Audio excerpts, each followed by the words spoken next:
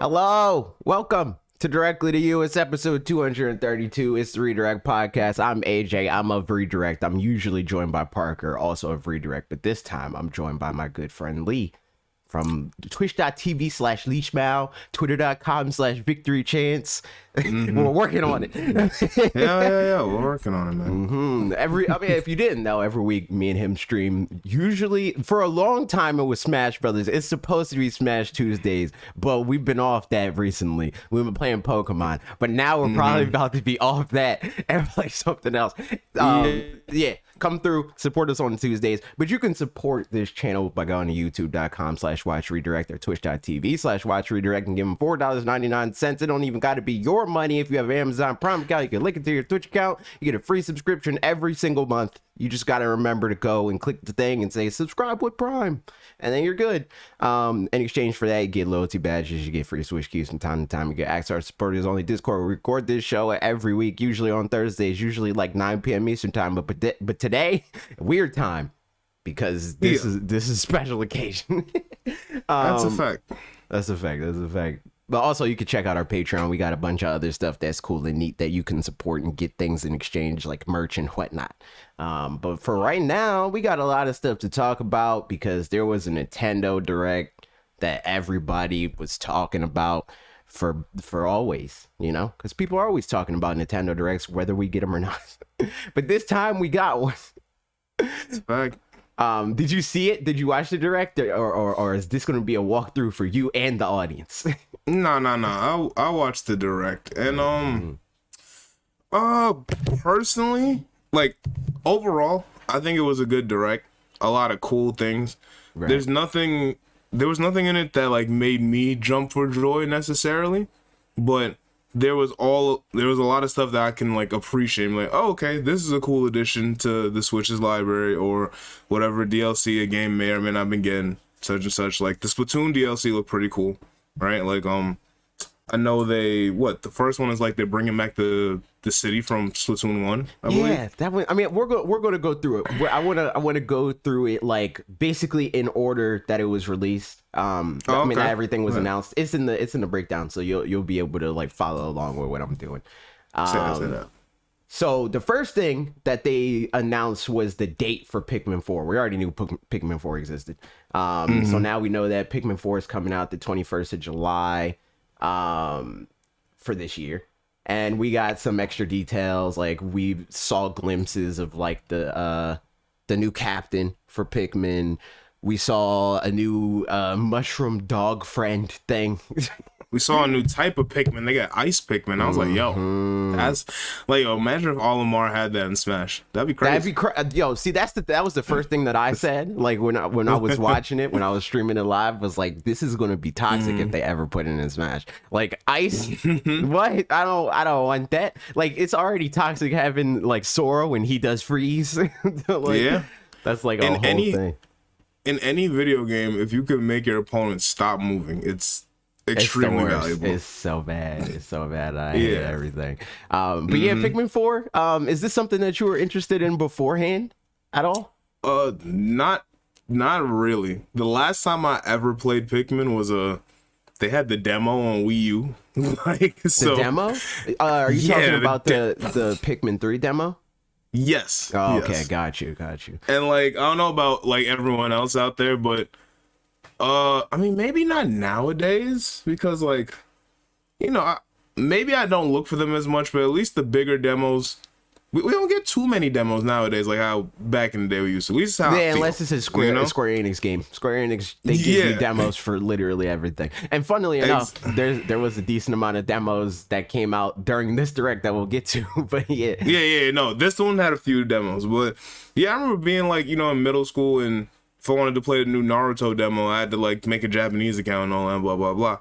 But the demos were worth it. I really, like, back in the day, I used to play the heck out of demos, like OD. I would sit there and just, if it was a fun demo, it was a fun demo. And for me, Pikmin 3 was that. I never ended up getting the game, but I do like I don't think they're like my number one kind of game personally, but I do enjoy a puzzle game to some degree. You know what I'm saying? Like, it's kind of like a puzzle-ish platformer kind of situation going on, and I like how they go about the world in Pikmin. It's pretty cool. I like the art style. So there's a lot to like about it. As far as like if I'm gonna pick up Pikmin 4, I don't really know yet, but overall, like I said, it's cool. I'm grabbing it. What are you grabbing? My Pikmin 4. Okay. I was like, you talking about something else? I'm like, no. You thought I was about to do a bit? No, I'm getting. No, yeah. And I was like, yo. Fair enough. I had to get Pikmin 4 because I like Pikmin 3 a lot, and my history with Pikmin 3. That's why I was like, I had to specify if you're talking about the Pikmin 3 demo on the Wii U. I literally played the Nintendo Land, the Pikmin game in that. And I was like, this seems cool. Never played Pikmin before, but if this is what Pikmin is, I'm down. And then they announced Pikmin 3, and then I was like, okay, fine. And then I played it, and I was like, yeah, this is pretty cool. So that's where I'm at for Pikmin 4. I made a short / TikTok about the games that I want, and this was the first game on the list. So I'm glad to see that it's not getting delayed, because this game was it's been a while. Development hell for the entirety of... Since it was announced way before this, you know, like Miyamoto said, like, I want to say like 2 years max after Pikmin 3 came out that Pikmin 4 was going to be a thing.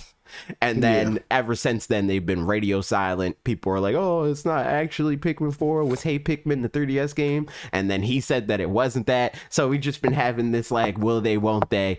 Similar to like Metroid Dread. I'm just glad it didn't end up being as long. Exactly. And just in my head, I'm like, there's part of me that would love to know, like, because, you know, it's always behind the scenes stuff. It's like, yo, what did actually like hold up things this long? But outside of like, I'm sure those workers probably have NDAs and whatnot and can't really talk about it. It probably would especially from Nintendo. Exactly. It probably would be the better thing for them to not say anything, because that would just give people on the internet more fuel to spout the foolishness that they do sometimes. So, that's a fact.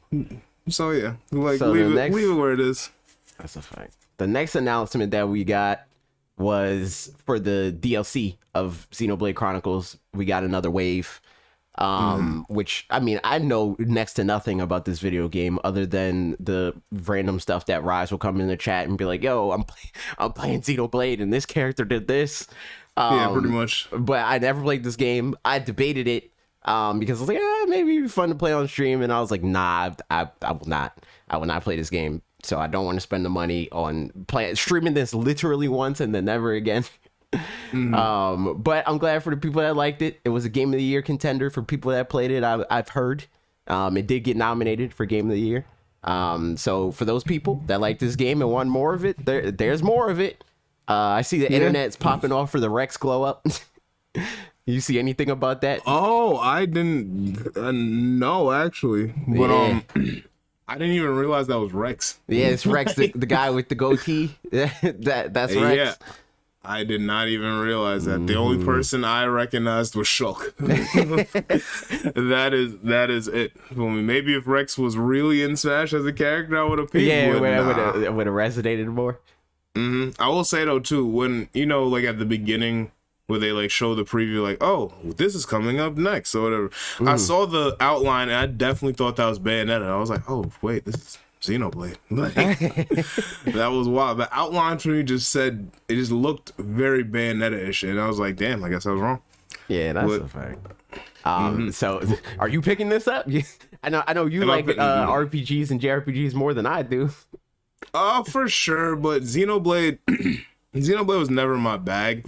I did have the stint of like when they announced it and it came out, the remake for Xenoblade 1, I was like, maybe I'll pick it up, but I never ended up doing it. So at this point, the DLC, it looks good, and I like that they're getting it, but outside of that, it's like, okay, you know? That's a so fact. no Xenoblade for me. Maybe in the future, but not right now.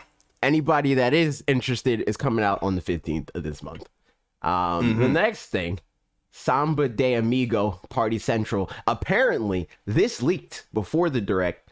I saw a Game Explain video being like, or saying that something leaked, and in the thumbnail it's like, oh, the return of something or whatever. Like they like vaguely tease it because people be tight, obviously, if they like leaked it in the thumbnail, whatever the leak was, because not everybody wants leaks.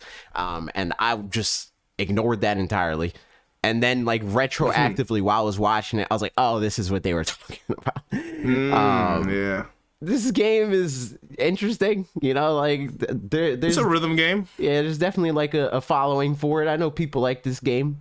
I haven't really seen anybody super excited about this announcement specifically. Yeah, same. Because, I mean, I don't think, what's his name? See? Like... Who, Samba de Amigo?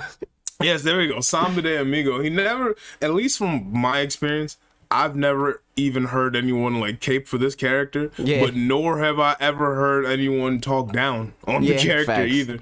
They just seem to be there. So it's like, all right, cool, fair enough. Like, you got the little dude with the sombrero and now you're doing like, what's it called? Rhythm game stuff, catch the beat, blah, blah, blah. Like, I'm cool with all that. It seems all right. And I know people that like things like Just Dance and stuff like that. They'll probably gravitate to this game a lot. So that's nice. And also I was talking about it because I was like, yo, why don't I feel like I've seen this person, but I can't pinpoint where. And I guess it's from the older games, but also someone mentioned he was in Sonic All-Star Racing. I was like, I was about to say, I was like, I wouldn't even be surprised. Granted, I don't think so, but I wouldn't be surprised if he was like in one of the later, like, what is that game called? Sonic Riders. Like if he was and like one of those. He could definitely be a what's it called? A special guest or whatever. Exactly, because they do that a lot. Like Sega takes all their relevant characters in games like that, and they just do the Nintendo Kart thing off rip. Mm-hmm. You're gonna see the ooh la las, you know, the friggin' obviously Sonics, the I the what Knights is what's the Knights person's name? I forget. I do not know that dude's name for nothing, but I know the game you're talking about. Talking the purple guy, right? Yeah, yep. I do not know his name. But I was gonna say my friend, while we were having that conversation, my friend is just very upset because he wants a new Virtual Fighter game, and he like, yo, Sega just doing everything you think they said, we would do Virtual Fighter, but we got Samba de Amigo, man. We can't. That's what I'm like, bro. I was like, it can still happen. Like, I don't think Zomba takes away from this. I don't think the same people are working on these games. I was about to say that too. That's just my prediction, though. But also, this game's coming out summer of this year for people that want it. This doesn't have a solid release window. It's just 2023. Fashion Dreamer. Now, I know this is when the direct started to pick up. I was like, man. Yeah, I'm crying. What kind of had me dead for that game was that it didn't have a date yet. I know. Like, that's what I'm saying. That's crazy. I'm like, when I first saw this, like starting, because it was like fresh off of. We talked about this a little bit. It was like fresh off of when I did the that tweet about the Nintendo franchises that I've played, and I was like, is this freaking style savvy? And then it's not. I was like, missed opportunity. They should have made it style savvy. Honestly, it might have gotten a better reception. Like, granted, it's the same thing. It's similar inherently, but. Yeah, the name does mean a lot. Yeah, it's like 1-2 switch. It's like everybody saying, like, if this was a WarioWare game, I would like that. Exactly. But it's not. So they don't. Funnily enough, though, I did see some people on my timeline popping off of this game. I will say that. Really? Yeah, I did see some people popping off. Okay. So that's neat. Happy for y'all. But me, though, I'm a pass. Yeah, definitely a pass for me in this regard. And I also feel bad like right now because I feel like, I mean, granted, a lot of the direct was like pass. Yeah. It's just like, yo, it's cool for someone else, but I'm not. That's the thing that's funny because like I felt like that watching it. Like at this point in the direct, I'm like, this direct is okay. Like what did we get? We got Pikmin 4, which is pretty dope. I was like, that's a good thing. I'm getting that. Xenoblade Chronicles 3. We already knew that it had an expansion pass. This is just volume 3 of DLC that has been ongoing. Samba de Amigo. That's all right. And then Fashion Dreamer. Oh, like, all right. Yeah, as far as we are right now, but yeah, Fashion Dreamer. It does pick up. And this is like a little bit of a pickup, a little bit. The next game, Dead Cells, which, funnily enough, is another thing that I'm pretty sure we already knew about. So a little bit less so on the like hype meter of like how interesting it is. But people like Dead Cells a lot. Like that was a game that had a lot of excitement behind it. Part of that was because of the IGN scandal, but like either way, it was a solid game that people liked. But we did already know about the Castlevania crossover, so like it's just more of a thing of like, okay, now we know like that it definitely is happening. Here's some gameplay, and I think we got a release date for it. I'm not sure. I feel like that did have a release date. Yeah, we did get a release date. It's the 6th of March. Okay, yeah, right around the corner. So that's pretty cool. Is that something you'll pick up or no? I like Dead Cells. It was fine, but I'm not. Like I'm not enough. Yeah, I'm not specifically looking forward to it. Like that's definitely like a time and place thing of like, I'm not specifically playing anything else. I would like to shake up a stream game, like something like that. Like I could see myself picking it up in that context, but I'm not specifically looking for it. Yeah, exactly. Speaking of doing something different, the Mike Bithell, man, he's making a Tron game. Mike Bithell, he made... yeah. It's like Thomas Was Alone or something, like one of those games. He's like a known indie guy. I was about to say, who is Mike Bithell? He's like a known indie guy. Like he made... I'd have to double check about like what the exact game is, but I already have... Inherently, he should have a game that I've at least heard about. Yes, for sure. Definitely. You have definitely heard of a game from Mike Bithell, for sure. Okay, say that. How do we feel about this Tron game? 'Cause, like, it seemed kind of like a Ace Attorney Danganronpa-esque. Like, yeah, this is like the type of thing that for people that are interested in Tron at all, this is a solid announcement. Because like I said, Mike Bithell, like he's solid. Like he's a proven he's the indie guy. Yeah, he's definitely an indie guy that people be looking for. I do want. Hold on, wait. Let me pull him up to like double check on what exactly the games that you would know and that I would know. Sure. So let's see. But yeah, as far as like this game in particular, Volume was the last thing that he did. Volume. Okay. Yeah, I don't know if off top you know what that game is, but that's a noteworthy indie game. He did the John Wick Hex game. Did you see? It's like a super stylized, like cell shaded. Thomas Was Alone. Yeah. So I was right. He did Thomas Was Alone. And then some other stuff that I haven't heard of, like Quarantine Circular. I haven't heard of that. But I do know Thomas Was Alone. I do know the John Wick Hex game, which looks dope. And now he's doing Tron Legacy. Yeah. I mean, I guess we'll see. What I was gonna say is that like Tron for me, like realistically, outside of like the movie that I've probably only seen once or twice, like my only other connection I've never to seen Tron at all. I've never seen a single Tron thing ever. I say this, it's probably not something I'd recommend per se. I was like, if it's on, it's like, okay, whatever. It gives me Spy Kids 3D vibes, which I'm sure for people that are Tron fans, is like, that's blasphemy. It's like, but it is what it is. Fired it or whatever, Like, all I'm saying is the guy might be better than Tron himself. That's a fact. That's fact. Like, now even though he got smoked, but still. So the Tron game, neither one of us, I don't think we're getting it. But maybe I don't know if there's like things about this, like if it's like a really well reviewed game or something, I might pick it up because it's probably not that long. Like it's probably like a nice little. It's probably not, right? Yeah. But my thing is, a game that we're gonna be talking about a little later seems to be doing the same thing, but in a better way. And that game looked kind of interesting. I was like, okay, like you still get the whole like mystery aspect and like trying to figure out what happened, blah blah blah.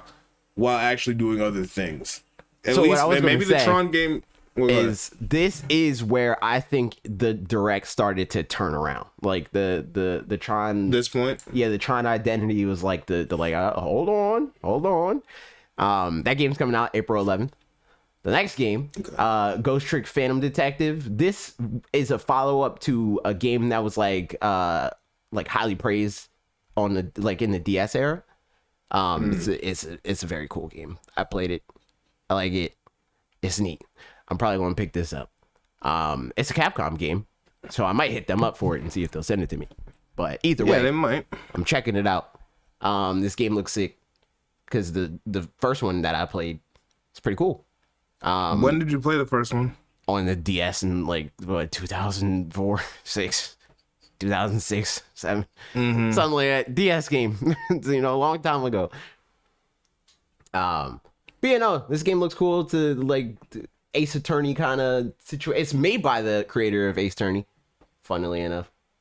Hold on, solving murders with. Is this the one with the kid with the white hair? The kid with the white hair. He has this guy, like super spiky hair in the thing. That's the guy that like died.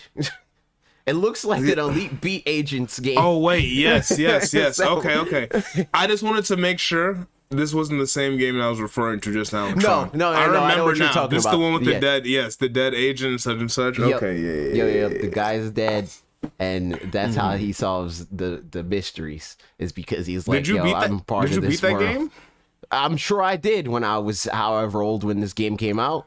How's it end? Like, does he get his body back? I don't remember how the game ends. It was a long time ago. I just remember liking it. Fair enough.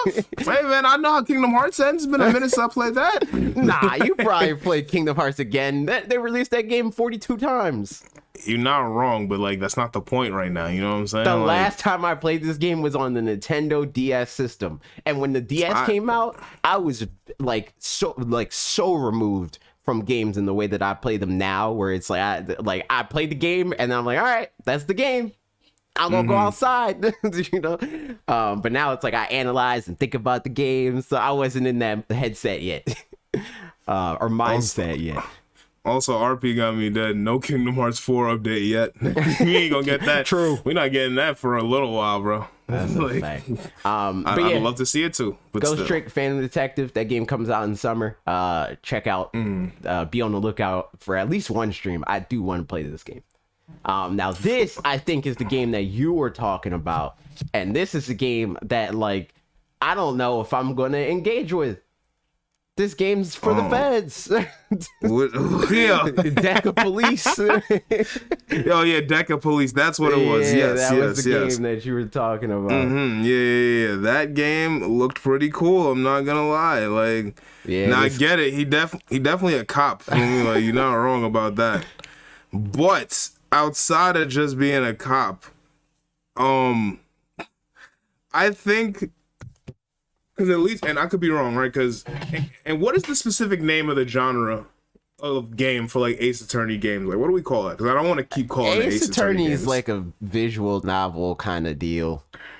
Visual novel? Okay. Yeah. So in the I case wouldn't of call this that. This is definitely more like. Well, that's what I was gonna say. RPG, I've never seen RPG kind of deal. I've never seen a visual novel as far as these kind of Ace Attorney games and mystery games and whatnot have a RPG aspect to it. Yeah, I can't tell if it was action based or turn based. Just it looked turn based. It looked turn based. Yeah, I mean it looks.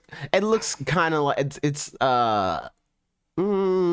It looks like the Digimon games. Not Survive. The other ones. It gives me Cyber Sleuth? Yeah, it gives me that kind of vibe looking at the trailer right now. Yeah, I get that. But yeah, outside of that, I think it looked pretty okay. And like I said, I don't frequent that genre of game, so if there is a game like that out there, I'm just not aware. Definitely let me know. But for me, this is the first time I've seen them implement it in that way. So I like a new take on things. Even if they end up doing it horribly, it's I can respect y'all. It's actually what I was talking about the other day and how kind of what we were talking about with Pokken, right? Some people don't like that it goes from a arena fighter to a 2D fighter. Right. And I can respect your opinion on that, but at the end of the day, I give them credit for at least trying something different, because I've never seen that kind of thing implemented in a standard fighting game. So, Right. you know what I'm saying? So yeah, I'll give the credit where it's due for sure. Yeah.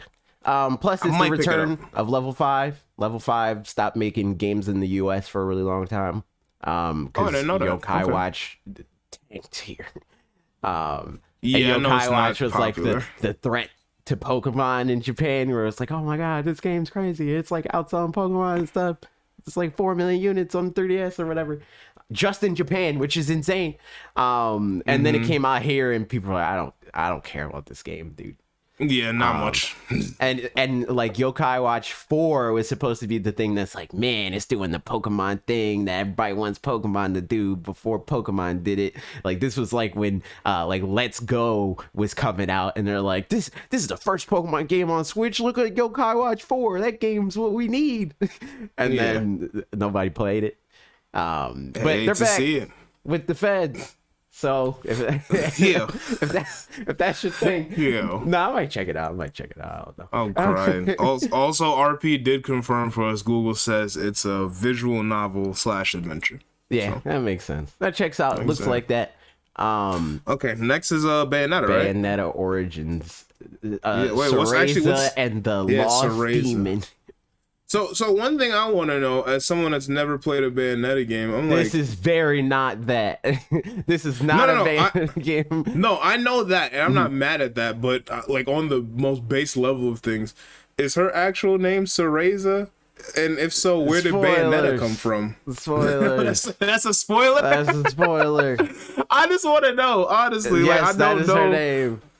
But so where does Bayonetta come from? Like, what is that? It's like supposed to be like, again, spoilers. It's supposed to be like a title kind of thing, you know? It's like it's like the Scarlet Witch, like that sort of situation, or like or in the anime Captain Falcon. Like Captain Falcon is a title, not like the guy's name.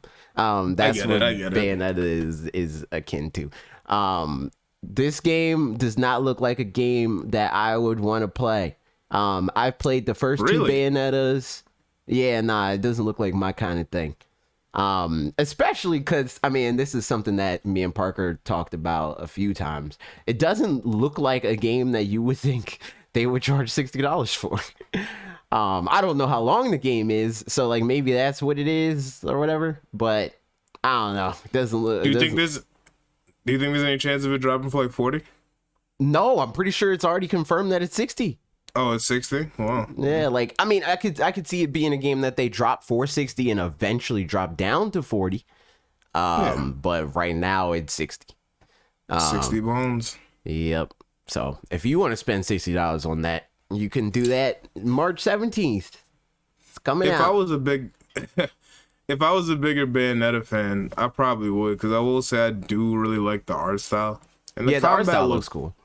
Yeah, and the combat looked fun enough. It's definitely not like any other Bayonetta game combat system, but I assume that comes with just the world and the art style and blah, blah, blah, all that kind of stuff. But it looked pretty good. So I would say I definitely see Bayonetta fans like having a ball with this one for sure. It depends on why they're a Bayonetta fan, I think. Like, because some people play Bayonetta because of the type of game that it is.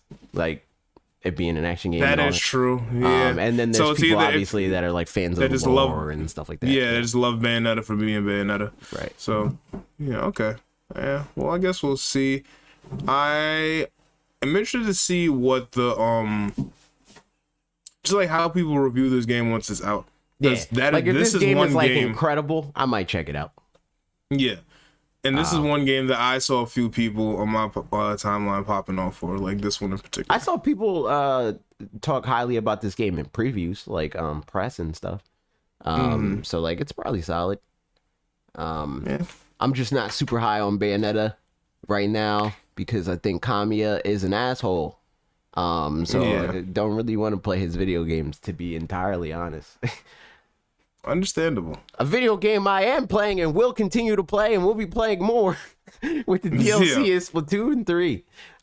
They finally revealed part of what they're going to do for the expansion pass that they teased when they initially rolled out this game. The first part that's coming out, I still don't really know what's happening. Like it's like you're in the world of Splatoon 1 or whatever. Like they ported the hub world basically. But why?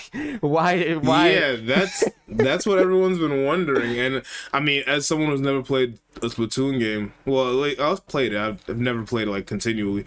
I don't know the lore or anything of it, so I'm just like, what's the point really? At least from Splatoon 2.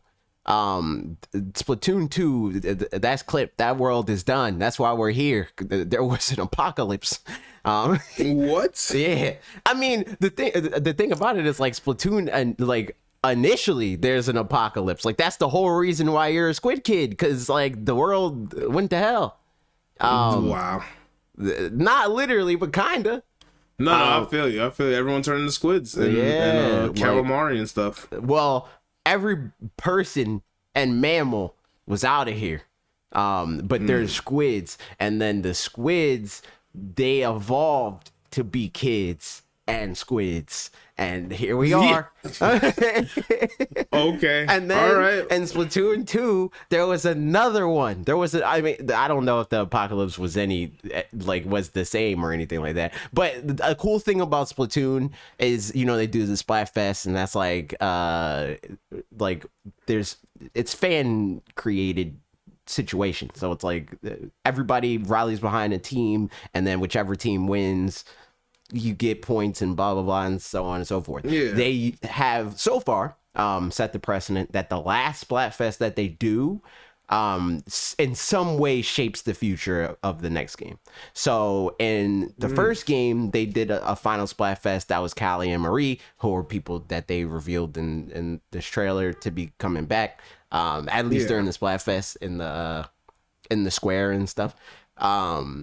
It was between them, and the person that won was Callie. I don't remember which one won. I just know that one of them won, and then that shaped the story because the other one was like, man, I'm jealous or whatever, and then that was the whole thing. And then the last one for Splatoon 2 was Chaos versus Order. And either way, it was like pointing towards a dystopian like kind of bend for the next game. But it was like, is this going to be Hunger Games or Mad Max? And Mad Max won. So that's what the vibe with Splatoon 2 is. I mean, Splatoon 3 is like you're in this like dystopian, like this desert wasteland kind of situation. Yeah, I remember when they like did trailers and whatnot. That was definitely the vibe they were giving off. So Splatoon 1, that was before all of that. So maybe it's like that's part of it, but I don't. It doesn't look like there's any like gameplay specific advantages to this. It's kind of just like a new coat of paint for a menu, basically. Like I really like the fact that they do the menu being like gameplayified. Like I think that's a neat part of Splatoon, but I don't think it's that big of a deal for it to like for them to change it and like there be no change in function. It just looks different, and like I don't know if that will be the case because a similar situation happened with the expansion pass or the Octo expansion for Splatoon 2, where you go on the subway and then you go to this place and then there's like content or whatever. Here you go on the train again and to come here. Why would you want to do that if it's just for a different look? Like there's different clothes, so maybe that's what it is. Maybe it's like, oh, you want different gear or whatever, come to Inkopolis, and then like you don't have to like switch back and forth if you don't want to, if you want to just play the game. But like I don't know, it doesn't seem like something that they would hype up in this kind of way, or even split it up in the way that they are. Like that seems more like something that you would want to release all at once, because that, I mean, I'm pretty sure, I might be misremembering, they didn't split up the Octo expansion. It just all released at once. So there was like once you beat the story content, the expansion to the clothes, and like you can be an Octoling once you beat it and stuff like that. Like that was all one thing. Yeah. This, it seems like they're breaking, or they are for sure breaking in the parts, but I don't know why they would do that if Wave 1 is literally just like an aesthetic thing and that's it. You know, that seems kind of... Yeah, especially when it seems like that second part is gonna blow Wave 1 out of the water. Yeah. Like it's not even fair because like I don't know what any of that was, but it looked really cool. Only like a damn near chrome city, you know, like it was Wave pretty 1 cool. looks nuts. I mean, Wave 2 looks nuts. It's giving Octo expansion vibes, and Octo expansion's really good. Like Octo expansion, in a similar way to what I was saying about the end of Splatoon 2, in terms of like the final Splatfest and stuff like that, it shaped the way that the next game turned out. The Octo expansion, gameplay wise, shaped the way Splatoon 3's story plays out in terms of like how it's how the gameplay is segmented, and like every stage you like pick a difficulty level. It's like you basically wager. You're like, okay, I'm gonna go to this difficulty, and if I beat it with like at this level with this gun that like the level is not specifically designed to make feel good, you'll get more reward for it. That was something that was a holdover from Octo expansion, and there's like similar things in terms of like the gameplay is not strictly like a platformer, whereas like the first two Splatoon games before Octo expansion were more like Mario Galaxy kind of vibes. But with the Octo expansion, they broke the mold there, and it's like it's Mario, but also sometimes it's like a WarioWare mini game, you know, like that kind of thing. It's out of nowhere. Yeah, they like aren't afraid to like just make it like a short burst challenge rather than it being like a full on like platforming level, which is pretty cool. So I wonder if they're going to further that, or like I wonder what they're going to do. We don't really know anything. They didn't really say anything in terms of like any specific details on this. But I'm excited to find out. With these two waves, did they say, and pardon me, I'm just fixing on over here. But yeah, did they say a date for the release on these? Yeah, I don't know. The first wave is coming out in the spring. I don't think they have a date for the second wave, but it's probably going to be fall. I was gonna say, do you think summer or fall? And yeah, I would assume fall would probably be the best situation. But I don't even think that the thing that's weird about this is like I don't even think they put like 2023. I'm pretty sure they just said later. So I don't even know if we're definitely going to. Yeah, I think they just put like later. We're going to get it. Nah. Yeah, it doesn't like it just had spring 2023 in the like graphic at spring 2023 for wave 1, and then it doesn't have a date or anything like that above wave 2. So wave 2 just happens when it happens. All right, well, I guess they just waited until. But that's another thing that comes back to what we're talking about, like. That first part has to be really good for y'all to make people wait until fall for that second part. Like, exactly. Bro, because whatever. I guess we'll see. And it's available right now. Like, you could pick it up if you want. You don't really get much for it. Like, you get some money in the game, and then you get some like bonus. Like, there's drinks that you can drinks and food that you get that can boost your stats. Or your ability to earn towards stats like money or this separate currency for gear. There's like tickets and stuff like that. But you can get that stuff. It's like, like the same kind of stuff that they usually give for DLC like this. Like with Breath of the Wild, they gave like clothes. You got like the Nintendo Switch shirt before the real DLC started actually coming out. Or with Pokemon, with the Crown Tundra and the Isle of Armor, we got the Slowpoke before the DLC was out. Oh yeah, I forgot about that. This is that sort of situation. And we're still on the DLC train because we got more details on the expansion pass for Fire Emblem Engage. This is a game that I am currently playing. And I have no interest at all in DLC because the DLC. I mean, like I think that they announced some of it a little bit. They teased it. This does have some story things to it. But for the most Yeah. part, it just seems like this DLC is kind of like a Fire Adding Emblem characters. Heroes kind of deal. Yeah, exactly. It's like very mobile gamey. Like, you like this character? Give us money for him. You know, and it's like Yeah. there's not a single character in Fire Emblem that I care about enough to pay you for him. So I will not. I mean, I guess you wanna do technically the I pay Crom? for Violet. No, I'm not paying for Crom. I'm not paying for Crom them. and Robin? No, I'm not paying for them. No, absolutely not. I will say you are onto something about like what'd you say basically like the heroes kind of situation. They 'cause literally my put the friend- Fire Emblem Heroes like character in this game. yeah. My friend who's like a big Fire Emblem fan, he's like, yeah, a lot of these characters are like, I guess they have like a mobile gacha game or something like that. Yes, now. that's Fire Emblem Heroes. Okay, that is Heroes. Okay, Yeah. okay. And yeah, he's like, yo, these are just mad characters from Heroes. Like, so it's like kind of, he felt like it was a money grab. I mean, I could see it. I can't really say since I don't know the series all that well. You know what I'm saying? But yeah, just kind of seems like they just threw a bunch of characters in there and said, all right, hold that. Yeah, feels like a money grab to me too. But like, I'm not mad at it. It's like, whatever.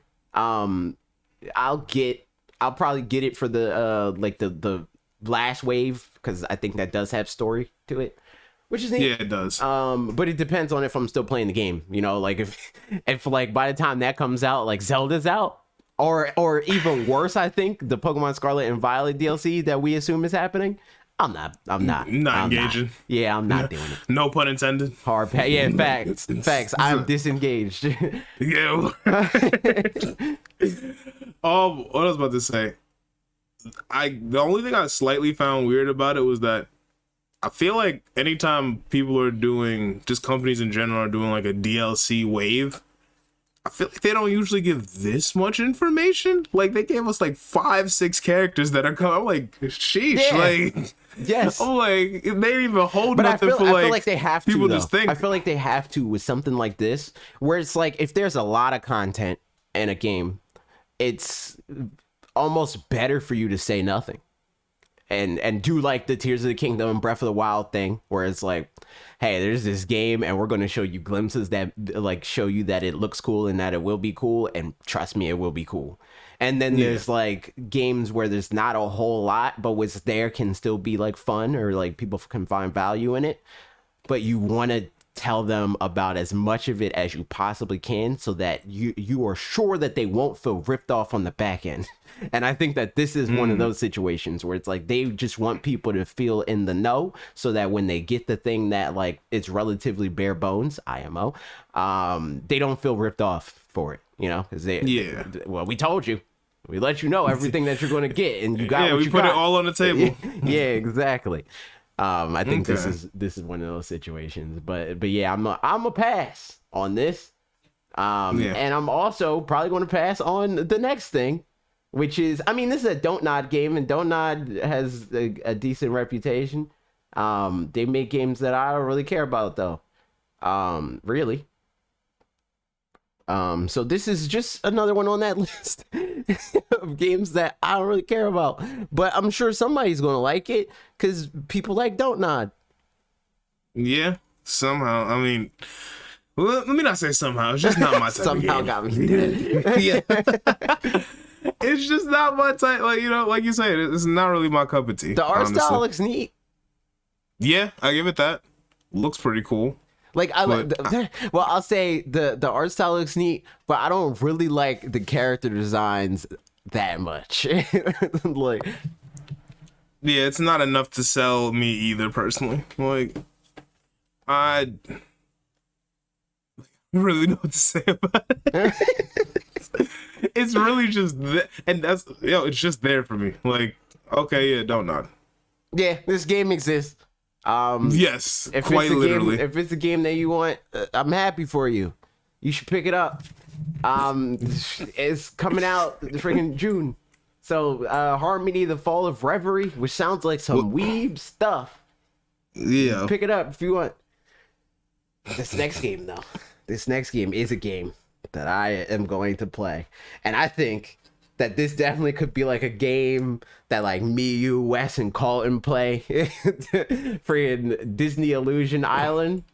It's 4-player I'm platform. crying. You can't see this being a game that we will play on stream? I will say when I see games like this, it always reminds me of Toontown, right? And Wes did get me on Toontown for a little bit. That's what I'm very saying. short. I'm saying. I would need to see what we actually can do in this game. It's a 'cause I don't know platformer. It's freaking. It's like Rayman. You know, like Rayman Legends. It's that kind of vibe. Actually? Yeah. You know, I thought it was more an Animal Crossing kind of situation. No. You're thinking of something else. Which no, that's not what I was. No, I mean the trailer's on the article. Look at the trailer. It's Rayman Legends vibes. It's 4-player platformer. Wait. You're right. Actually, yes. I'm thinking of the other one. Yeah, you're thinking of the Animal Crossing Disney clone. games. Yes. No. Okay. I'm talking about the Mickey Mouse game. And Disney and like Capcom specifically have like a good reputation for games like this. Like the whole like SNES era was like them coming out with like, you know, like the Lion Kings, Aladdin, DuckTales, you know, like there's like a lot of really good platformers that like you wouldn't think are good, or would be good, I should say, because like that was also in the era where like licensed games kind of were bad a lot of the time. But Disney platformers, for some reason, they be popping off. I'm with it. Somehow, some way. Would I thought that game looked pretty cool. I honestly, yeah, you're right. I could see us just like playing that on stream, to be honest. That is definitely a game that we will play, and you'll probably catch us playing it July 28th. Or it comes out on my birthday. It's a W. So okay. We shall see. So this game. Oh, what do you not care for this next game coming up? I'm not saying I don't care for it. Actually, I do want to play it because I'm like morbidly curious about this series, because it's just like one of those like cult classics that people like really wanted them to bring back, and then they here we're here. Yeah, that's a fact. This is made by the same studio that this game specifically is made by Way Forward. Who they're well known for like reimagining like Nintendo stuff. They do Shantae. Okay. Yeah, so like this is a well-known studio, but it's an Intelligent Systems property, which is the studio behind Fire Emblem. So like once Fire Emblem popped off, they like stopped making these games, and people wanted them to like return to the series, and this is like their middle ground of being like, all right, you want this series, we'll do a port. And I mean, well, it's a remake. We'll do a remake of the first 2 games, and if you like it, you know, maybe. It seems like that sort of situation. And this game got delayed, which is why I was like, this game. It got delayed because of the war in Ukraine. And I guess Nintendo sees a pocket of time where it's like, we won't get controversy now, so we're putting it out. But I think that this is such a weird game to release in this way, given why it was delayed in the first place, with any window. Like, I would have thought that this game was coming out like next week. I would have thought that it was like, all right, max, we're giving you 2 weeks. Because what was the date on it? It's the 21st of April. So like not that far away. Yeah, right. But further out than I would have thought that they would give themselves time. Because who's to say if something else doesn't happen for them to delay it again? Imagine, that would be so unfortunate. Just another worldly disaster. The situation in Ukraine is like resolved. You know, it's not at the forefront. Yeah, exactly. It's just not at the front of public consciousness. You know, like. So it's like I don't know. I don't know if it's the best idea to do this. But either way, I'm gonna play this game. I'm interested.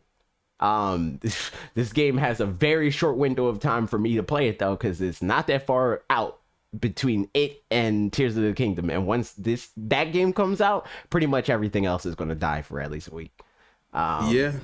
Probably like a month. But definitely right. We'll see. That game, I've never played Tank Fire Emblem, but I have a friend that very much so likes Tank Fire Emblem, so he's excited for the game. I remember him playing it just back in the day when we were hanging out. I've had this friend for a while. I don't really know that much about this game though. Like I don't. Like, does it have permadeath? Like I have no clue. Like, it seems when like bro for some popped reason up, that it doesn't, but when bro popped up like in the animation, I was like, yo, who is that? Like, I have no clue yo, who the these guy with the people are. wrench, the guy with the wrench. I Yeah, think his name's like yeah. Andy. Just wrench guy. That's what I'm gonna call him. That's his name, is Wrench Guy. I think his name is Yeah. Andy Wrench. That's his name. That's his name. Yo, you can't make this up. This is really crazy. You cannot. But yeah, another game that I don't really care about, but people are excited about this game, so I count this in the W column. Octopath Traveler 2. The first game was pretty popular. Yeah. Cool. You know, I'm happy for you. There's a demo in the eShop. This is the first one, the first demo that we got today. We alluded to the demo situation. Maybe I'll try out that demo. You want to check out the demo? I might, because a lot of, like you said, a lot of people did talk highly about Octopath Traveler, and I never got around to it. So maybe I'll give this demo a shot. See if I like it. Yo, it's the HD 2D forefather. It's what got us here. I mean, hey. I hate HD 2D so much. I hate it. I hate it. You're not a fan? No. I mean, the art style is fine, but the branding of it makes me hate it. HD 2D is such a stupid name. It's so dumb. But like, what else would you call it? Nothing. Like, why we gotta brand it? Just look at it. It's pretty, isn't it? Neat. HD 2D. That's crazy. We gotta have a specific So what name about for it. literally every other 2D game that's 720p or higher? Are they not HD 2D? Slightly HD 2D. Oh my god, bro. But yeah, this game's coming out the 24th of April. I'm happy for you people that are going to play it. That enjoy Octopath. Now, another game that this is like Fire Emblem. Well, not really. I don't think it's a Fire Emblem situation. But what I was going to say is it's kind of a Fire Emblem situation in the sense that like people see this game and they're probably like, this is not a game that AJ would like. But I'm here for Katamari. I'm here for it. And I'm going to get it. I'm playing this game. That's an instant cop for you? Yeah, facts. 100%. You're not with Katamari? I'm not a huge Katamari fan, but I've always liked it, and they have any game that has like a really good soundtrack is probably going to like win me over to some degree, you know? This is just Katamari like it's like a really good game to like we were talking about for you with Unite. Autopilot. Yeah, it's just a good game to just like play and when you're doing other stuff. It's like therapeutic because it's like you roll a thing and thing gets bigger and then you can roll up bigger things. It's like it's just good game design. I remember going to when they still had the Toys R Us on 42nd Street, and they'd have like the game zone downstairs or whatever. You could try out whatever games. Yep. Katamari was one that was definitely there, and I remember enjoying it a lot. Like it was like I never ended up buying it because just at the time as a kid, you know, you got limited how many games you could ask for real, facts, you know. facts. So I didn't want it enough to like over like you don't want that to take up a slot on your yearly game allotment. over like a Pokemon game, a Ratchet and Clank game, maybe even like Kingdom Hearts or you know whatever I was more into at that time. So this was a game. This was a game for me that the first one that I played on PS2. Something that like similar situation in terms of like what, especially with my mom specifically, I wouldn't be able to like ask for that many games, but for whatever reason, every week we would go to Blockbuster and rent mad games, and that would just end in us having at least 2-3 new games every month or so because we would just like forget that they exist. And then she would just end up paying for them. So, and Katamari was one of those games where we rented it at one point. Okay. We had lost it. She paid for it. Found it again. So then we just had the game. And it was like, all right, sick. All right, yeah, Katamari's ours now. But it wasn't a game that I would have specifically asked for. It was just like, she went there because she would go there on her own accord to like rent movies. And then she's like, well, I'm here. Let me rent games for the kids. And she did that. And this was one of them. So this was just her worked pick. out that way. She picked this game. But it's a cool game. I'm with it. I can see how a parent will look at this game and be like, yeah, this is calm. Like, why not? But yeah, June 2nd, I'm gonna play it. I'm here for it. A game that I will not be playing, but you can play right now because it's another demo game. Sea of Stars. This game. What was that again? It's an RPG of some kind. The trailer's up on screen. Yeah.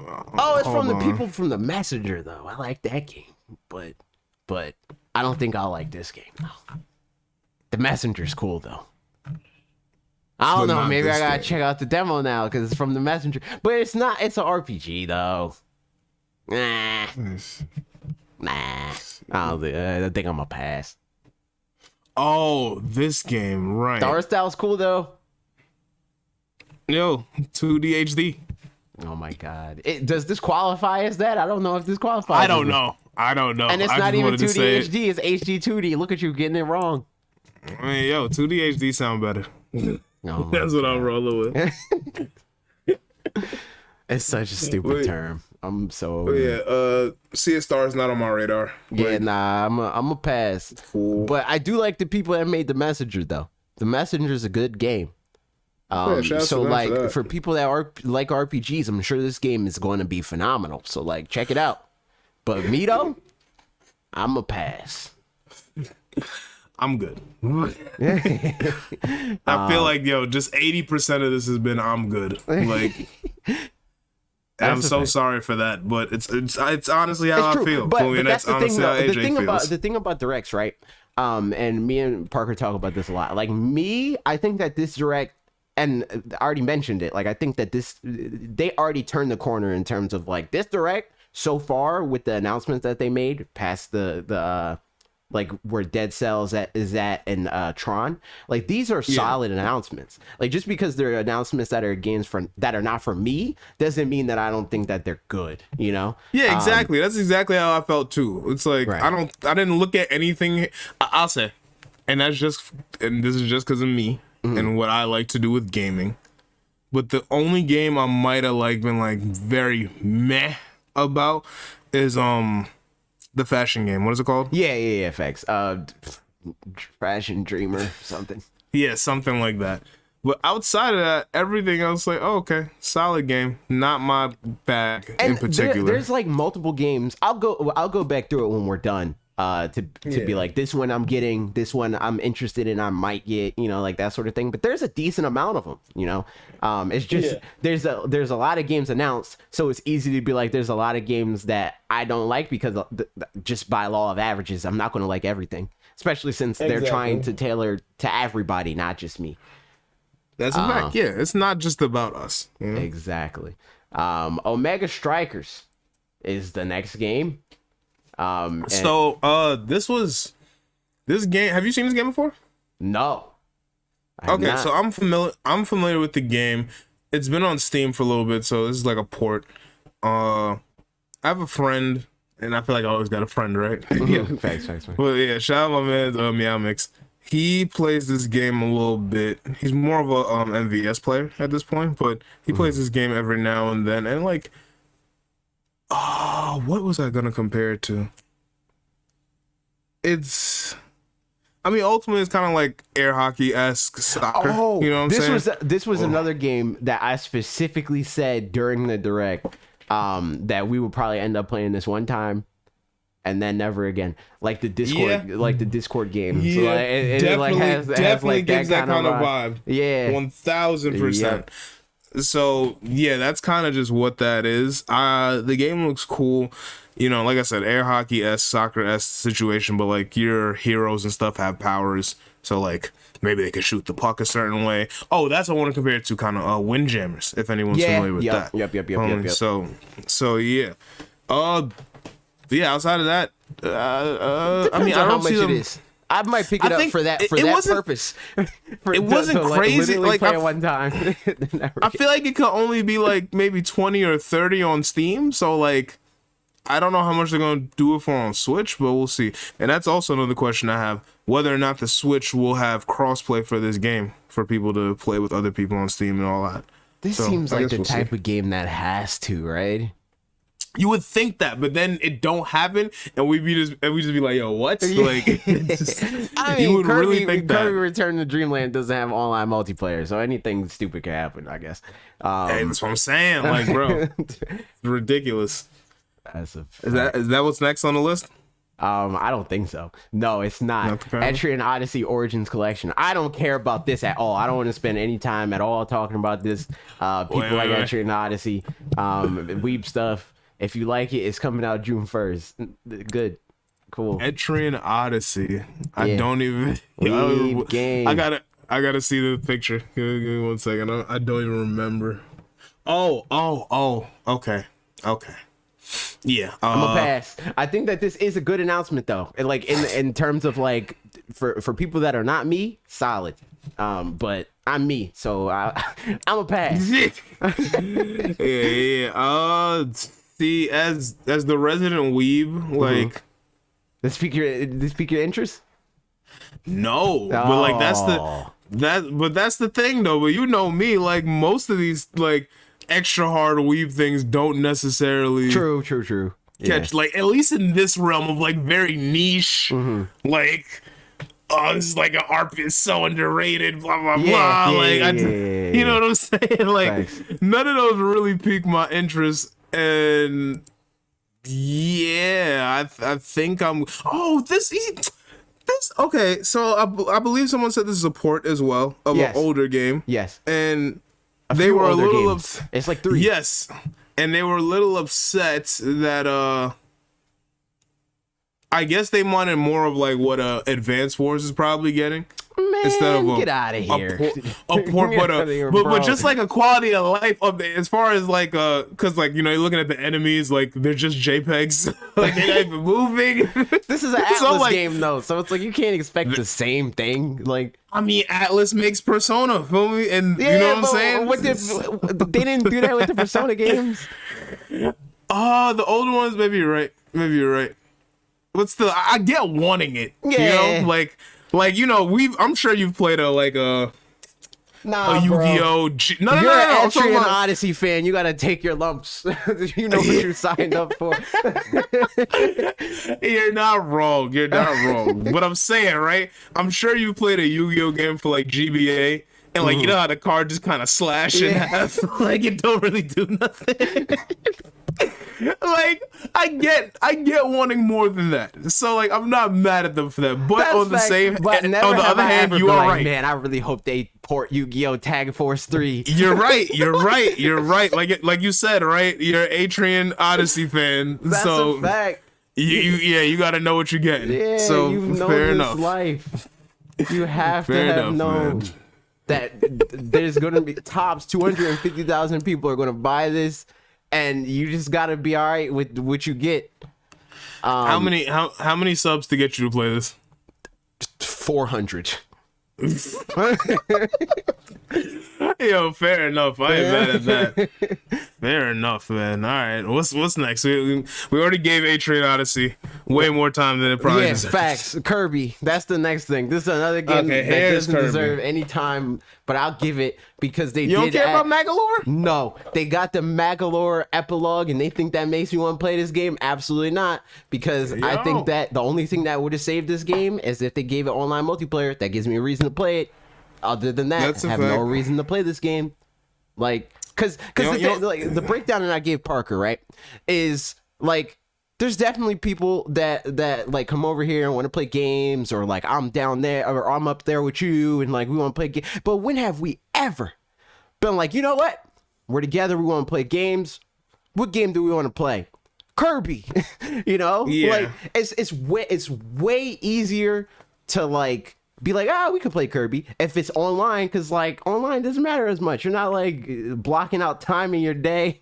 Exactly. Like, you don't gotta go somewhere such and such. Like we could both do this when we both have free time. Facts. So you can just rifle through the list of all your games low key. But like when you get together and it's like an occasion, you know, like you have Kirby's not coming on. the go-tos, you know, and Kirby Return to Dreamland is not a go-to. so it's like at this point, like, you know, I can't even say at this point because it's always been a standard, but like even just like on the simplest level of like yo, I don't got nothing new. But Mario Kart got them new stages. You want to try them out? Like, I'm sure we'd rather play that than Kirby. Again. Yeah, my bad. I'm doing something. My bad. Okay, just making sure you know. But not going to Kirby for my my squad up time. Honestly, yeah. So hard pass on that. But something that I already like spent a decent amount of time doing is playing the Nintendo Switch Online, Game Boy, and Game Boy Advance games. That is a big W. I mean, not the Game Boy. I literally just played Tetris a little bit. And I was like, yeah, this is just Tetris, but worse. Yeah. I mean, that's what it is. You're not wrong. But outside of that, it's like Game Boy Advance games is like, it's like SNES, right? Where like when those games got announced, I was like, okay, I can see like an argument for wanting to play these games. Like NES is like you're playing it because like you want to like a quick little burst of nostalgia, but ultimately the NES games are not good. They age like dirt. That's where Game Boy is. Game Boy games age like dirt. And them not having Pokemon was like a big L. See, a lot of people were talking about that, right? Yeah. I don't expect them to have Pokemon. But it's an L to not have Pokemon for Game Boy and Game Boy Color. What were you saying? It will be my thing, right? I saw some people saying that maybe they are holding that for Pokemon Day. Yeah. Maybe. Which will be cool. I don't know what the I'd say there's maybe like a 35% chance. Yeah, like, that's where I'm at too. You know what I'm saying? Like it could happen. It is possible. I don't think it's extra possible or extra likely that it'll happen. You know. That's facts. That's a dub. As far as the Game Boy games, I like Game Boy. I might go like the only thing, like you said, real quick burst of nostalgia would be like because I had Zelda, what is it? Something Seasons? Link's Awakening? Oh, Oracle of Seasons and Ages? Yes, Oracle of Seasons. I was going to say, there's a few exceptions that I'm like, all right, I can see the argument for this, is the Mario games, the Wario Land games, and the Zelda games. Okay. I thought Shrev was active because we were talking about Zelda. Oracle games got me hyped for sure. I was right. Okay, cool. Yeah. But yes, it put a gift for like it could happen with the with the Pokemon stuff. But it could. The Wario games look cool. We did get the Pokemon trading card game as a tease for what's happening later. I know that there's a lot of nostalgia for that game. I do think that game is not that good. But there is nostalgia for it. So that's cool. But the real star and the actual reason why I popped off and like have actually been spending some time playing this, like I played it a little bit on stream and I even played them off stream. Me playing like the Nintendo Switch Online library of video games is not a thing I do ever. And me playing a game just to play a game that is not like Smash Brothers or something like that by myself is pretty rare. But I did both of these things combined for Game Boy Advance. What game did you play? I played a little bit of I'll play the thing to break down the games that got announced, and I'll talk about say that. Highlights. Getting a little head. So the first thing that they show in this trailer is hold on, we're still in the. Are we still? Oh yeah, no, we're not. I thought we were still in the Oh yeah, no, this is still on the Game Boy. No, it's not. It's on the Game Boy Advance games. The first thing that they showed was the Zelda, was Minish Cap, and I did check that out on stream. I played it a little bit off stream. It's pretty neat. WarioWare. It skipped the Mario game. I didn't really play that. I don't really care about that. I'd rather play Mario, like Mario 3, especially on the Nintendo, not the freaking Game Boy. Yeah. But yeah, no, I played WarioWare. WarioWare is the best game of all time. The best game ever made. Free? Yeah, it's the best game that has ever been created ever. Because it is like one of those games that are just like easy to play, but it's like a mixture of like, it's a game that's like easy to play when you're doing other stuff, but also it's like engaging enough that it's like, it like scratches that part of my brain that like Smash Brothers does, where it's like I'm like actively doing something and it feels like a challenge to a certain degree, which is cool and good for handhelds. Also, it's like it even though it is that thing, it's not like mechanically challenging. It's just a thing of like, hey, something's happening. Press the A button a lot. You know, Yeah, this exactly. one use the D-pad, shake. You know, like that sort of thing. Just quick reaction stuff. Yeah. Very lizard brain appeasing video game, and like playing it on the Game Boy Advance reminded me of that, because like like the WarioWare on the Switch dropped the ball hard, but the Game Boy Advance one is sick. Another highlight for me was Mario and Luigi Superstar Saga. I'm playing that also a little bit by myself. I'll probably play it on stream, but I'm not going to do the thing where I like play it entirely on stream. I might just play my save file like every once in a while. Yeah, just a bit. Minish Cap, I'm playing that too. We played Mario Kart a little bit on stream. It's terrible. It is not good. Yo, it was crazy because when I saw that, I was like, yo, people can actually play this game with an actual analog stick now. It is not good. Because like, yo, it really kills me. Because obviously I didn't notice as a kid, but the fact that they really made you play that game with D-pad was insanity. Like, yo, what were they thinking over there? Like, bro, playing a racing game with a D-pad is insane. But either way, I had that game. It was fun. I would like to see how it is now. He's saying it's dirt, so I believe you. But I just need to see it for myself for sure. I mean, you got it. Check it out. Yeah, exactly. You're on my favorite plane. You got the. Yeah. I'm gonna check it out. I'm gonna check it out for sure. But is there any games for Game Boy Advance in particular that you're looking forward to? Pokemon. Outside of Pokemon, they're putting Metroid Fusion on there. I played Metroid Fusion a little bit on the Wii U, and that game's neat. I'm interested to like finish playing it. Kirby Amazing Mirrors coming out. That's pretty dope.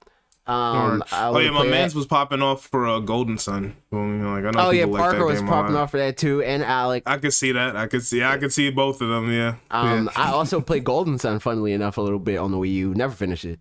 I played like literally like 20 minutes, and I was like, all right. Yeah, nothing crazy. All right, I'm back. For me personally, things I'm looking forward to is like Legacy of Goku. Like, you think they're going to do that? There's no way. Bro. If we just talk about in the realm of Game Boy Advance video games, you know what I'm saying? I really like, Legacy of Goku 1 is dirt, but like Boo's Fury, you know what I'm saying? Like once you get to there, Boo's Fury was really good, and I enjoyed Boo's Fury a lot. And then also, what is it? Sonic Versus or Battle or whatever it is. Oh yeah. Yep. The Game Boy Advance Sonic games are pretty good. They are. That's what I'm saying. And that one is like an arena fighter kind of situation. And it'll be really cool because you could do link cable back then, but there was no online. To play that with online nowadays would be really, really fun. And I would love to see like some kind of scene, if there isn't already a scene, which I'm sure there is, as someone that comes from a very niche scene. You know what I'm saying? So I'm sure it's out there. I just haven't looked for it because I'm not like the only like GBA stuff I really look at nowadays is like Nuzlocke and stuff like that. You know? Right. So outside of that, I'm not really super tuned in with all the GBA games and blah blah blah. That was the most exciting part for me was the fact that they have 4-player multiplayer in these games, and I think that elevated it a lot. Because, like, I've talked about for a long time, just in general, I think the Nintendo Switch Online library is cool and all that, but I don't think it's, like, as valuable. I mean, not the library specifically, but, like, access to having these, like, old games is as valuable as people cape. Because it's, like, the type of thing that people have just to say that they have, or just to know that they have, right? But very few people are actually turning these games on more than once. People turn the game on to be like, I remember this. They might beat it. They might beat it the first few times they turn the game on. But after they do that, they're never touching it again. I mean, it's all about accessibility at the end of the day, right? Like, Yes, they just want, right. they just want to have it to have it. But People like having options. I don't think it's worth the amount of backlash that 1,000% for these games, for like people to go lose their minds over not having these games, and then to be given the games and then play them once and then never touch or talk about them ever again. Yo, Like, I mean, it's crazy. just in general, right? Like, we've talked about it slightly before, but there is a level of entitlement that comes from certain gamers. You know what I'm saying? And those are usually the more vocal ones about like shenanigans, like of these sorts. So yeah, in that case, it's just like, all right, whatever. You know, like y'all gonna complain anyway, whether y'all get it or don't. Y'all gonna complain. Like that's what it is. But I did turn around once it was like the 4-player multiplayer thing, because then the horizons were expanded. Opens. You can do more things. Oh my god, bro! I can play Game Boy Advance games online. That's pretty nice. Exactly. But yeah, I'm here for it. I'm down. I'm totally down too. And this was a 1-2 punch, because the next thing we got was another thing that was very cool and something people were asking for a very long time, and that's Metroid Prime Remake, the first game only, because for a long time it was the trilogy that was rumored, but it's just one now, and it's pretty dope. It's $40. I played that a little bit on stream. Something that I didn't get to mess with on stream specifically that's really cool that I want to highlight is how customizable the controls are. Like, at first, I thought it was like a thing that there's like different modes that they like highlight in the trailer, where it's like you can play it they like allude to it in the trailer. You can play it with a GameCube controller, you can play it with the like original controls and stuff like that. It has dual stick support, which the original obviously did not have, because it was like 10 controls. But on top of that, you can play it with pointer controls, you can play it with gyro, and also the right stick, like akin to like Splatoon, which is pretty cool. And you can like customize to what degree, how sensitive the motion is, and the right stick and all that stuff. And there's just a lot of like modularity, I feel, to these controls. Say, got a lot of functions. It feels good. Like the hybrid, that's my setup right now. It's like the hybrid controls where it's dual stick and also motion, and it just feels good to have that extra level of control, to not have to think about it when it's like, oh, I'm doing something and I'm fighting a thing, and then something else pops up and it's just a little bit to the left. So I don't want to really think about reorienting my hands, because like I might be like in the middle of like jumping and shooting something that I already have my aim trained on. So being able to like move your wrist a little bit to the left and be like, I'm shooting that too, it just feels natural. So them adding that to this game, I think really elevates what could have been something that showed its age really easily. But it didn't, because they updated it, and that's pretty neat. And a lot of people are praising it for that. A lot of people are praising it because it looks good for a remake of a GameCube game. Sure. It definitely is like at least on par with like the like higher end Switch games. I wouldn't say it's like leading the pack. Like some people were like, it's super consistent of retro studios to like release a game, and it's like the best looking game on the console. This is not the best looking Switch game. It's not. But it is a good looking Switch game for sure. Which is neat. I'm playing it. Good. It's $40. It's available now. It's available in like a week or something like that if you're like a physical game purist. So that's pretty cool. Are you gonna play it? I might give it a shot. I was never huge on Metroid. I've played a few like the GBA games, and I've played Prime back on GameCube. You have any nostalgia for Prime specifically? Not, to be honest, not really. Like that wasn't my GameCube like era. Like my GameCube era is the Naruto games and like Pokemon Coliseum and Sunshine and what I just didn't forgot. Say Melee. That's crazy. It's fine. It's a bad game. Like Smash for sure. Like I played some Melee. I had Melee. you know. But those games are the ones that like stuck around with me, you know, like, and I really, really enjoy it. And yeah, Prime is all right. Well, I know probably like it's fine. You can say game sucks, game's bad. I'm not saying it sucks. It's a good game. Are you talking about Melee? Yeah. No. I'm talking about that. I'm crying, yo, man. I mean, I probably would have been singing a different tune if they didn't update the controls, because tank controls universally makes a game bad. I don't care what anybody says. Tank controls are garbage. Yeah. But I'm glad that they're not like required in this game. Like, they're there for the nostalgia freaks, but if you don't want to do that, you don't have to. Yeah, like that's awesome. If you love yourself, you don't have to subject yourself to the tank controls. I'm crying. But another game, real quick, go for it.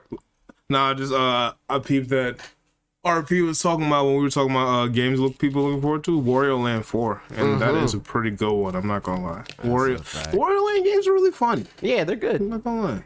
Yeah, what we on to next? Okay, I don't know how to say this, but Alec told me how to say it, I think, in chat, and I think I internalized it. It's Bat and Kaitos. That's Bat and Kaitos. Stupid name, but it's here, and people like this game, and it was rumored for a really long time that it was going to happen. So it's happening. Here we go. 1 and 2. It's here. I don't care about this game at all. Do you care about this game at all? I've known the name. Don't particularly care, because this goes in that same line of niche weeb things. Oh, okay, got you. yeah, niche weeb things. True, but is this a GameCube port? Yeah. Oh, okay, I never knew what this thing was on. I never knew what this game was on. I've only ever heard the name and seen the characters. But yeah, this goes in that same category for me of like my aunt, who is 4 months older than me. That aunt, she had this game and she likes this game. Oh, really? Okay. I don't. And that's how I played this. I mean, I didn't play it like to finish it or anything like that, but I've played it through her. And I'm like, yep, this game is a game that I don't like. So, but it's a game that people want, and I'm happy for them. They could play it in the summertime. I will not be joining. You know, I'm really thinking about it now. I'm like, yo, I'm really not like a indie/niche gamer, like for real. Yeah, I mean, I wouldn't call this an indie game, but it's definitely I wouldn't call it indie, sure. but I'm just saying, like, the games that are like, you know, the underrated ones, you know what I'm saying, quote unquote, right? The ones that don't get as much light. I really don't be digging in that field. You just be playing the AAA games. For the most part, unless it's like an anime game, like you know what I'm saying, like. See, and when I say anime. See, AAA games and then AAA animes, you know what I'm saying? Yeah. Like Naruto, Bleach, such and such. Yeah, like I'm always going to grab those. If it's not a billion-dollar franchise, you're not rolling? I mean, I ain't going to say that, but typically, see, the problem is, right, I'll watch niche animes, but those aren't really going to get a game. Yeah. Like, these games, and that's kind of why, like, with fighting games, too, right? Like, with Guilty Gear, Blaze Blue, KOF, you know, like all of these things, I don't really gravitate to them per se, because you have to play the game to know their story. You get to know the character at all. You know what I'm saying? Yeah. I don't know there's no other like source of media outside of like reading a Wikipedia would I find out like what these characters' deal is, what's the story, what's even this whole world about, you know? Outside from Naruto, Bleach, and such, they all get shows, and it's like, all right, I'm watching the show, I'm invested in the show, I'm invested in the world in general. So yeah, like of course I'm gonna buy the game. But yeah. Anyway, this is another game that I think is like a Fire Emblem situation for me. That like, by all accounts, I should not like this game. It should not matter to me at all. But I'm here for it, and I think that it's specifically because it's multiplayer. And it's online multiplayer, and the jobs thing, for whatever reason, I usually like games like that where you could like have a job, especially if it's multiplayer. So I think, like, I was talking about this when I was streaming the direct. Colton's down. This seems like a game that youth would like. I'm gonna get youth to play it. Yeah, youth will probably like this. It was very Animal Crossing ish, and yep. Also, it kind of reminded me of Y'all remember that game, Town? I don't think It was so. a game. It was a game called Town. It announced on a direct. You're and talking it was about the just Game like, Freak game. The Game Freak game. Town? I think that yeah. That is a Game Freak game, right? I forgot. Yeah. It like has another. It's like a longer name, I think now, but. Oh, But yeah, really? It was like I think it might still be called Town, but I think that was just a working title. Okay. But this has like Stardew Valley kind of vibes, I think. Like with like a heavier, like, because Stardew Valley kind of has like RPG elements, like, you know, like Yeah, like, no, it definitely does. But like it's more on the farming sim side of things. Like it's more focused on that specifically. But this game I feel like flips that, where it's like it has like farm sim elements and like social sims. I think it's like a better or a more accurate kind of thing, like Animal Crossing, like that sort of situation. It's like less focused on that than Stardew is in comparison, and more focused on the RPG side, but it still has like all of those things. And I just think that the multiplayer side of it makes me want to play it. And it's just like the sort of thing that for whatever reason, like, that's capitalism brainwashing you. I'm dead. Oh, is he talking about? Yeah, that's what I was laughing about. I don't even think, maybe it's like, I think it's probably because like for the majority of my life, like when I think of working in a job, this is what I do. You know? So like the idea of like more mundane jobs, or like jobs that is like a job are interesting. You know, it's like a peek into what other people do sort of situation. I think that's like part of it, you know.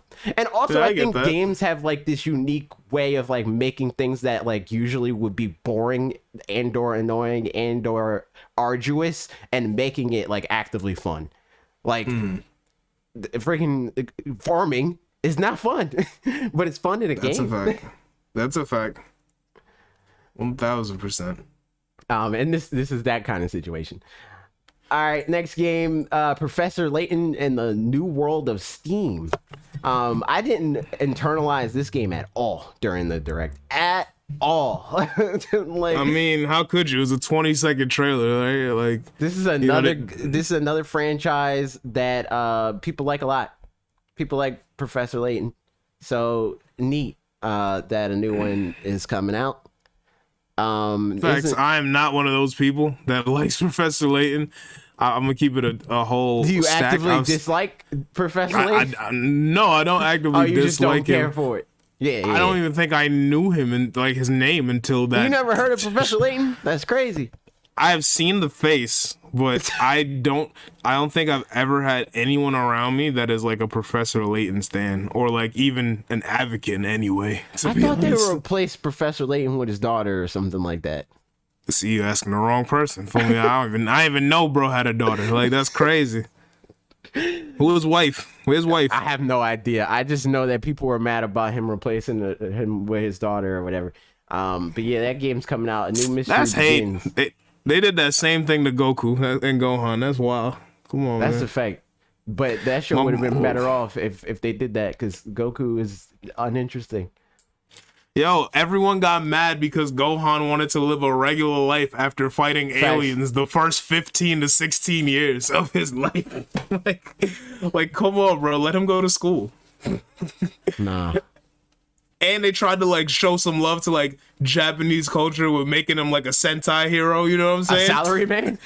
not a salary man, a Sentai hero. Like what Great Saiyaman is. You know what I'm saying? Yeah. And everyone's like, yo, he's a loser. I'm pretty sure that this won't translate for people that are watching the podcast after the fact. But for Discord, you got Discord. So it just blinked out. So I was like, is that where you're going with that? Because he's a salary man. he definitely becomes a salary man. Like, that's what he was working to. But Great Saiyaman with the Sentai inspirations and whatnot, like Japanese culture, blah blah blah. And like, I'm sure I don't know how they felt about it over there, but at least how people felt about it over here, everyone felt like Gohan was a loser. And I'm like, damn, that's crazy.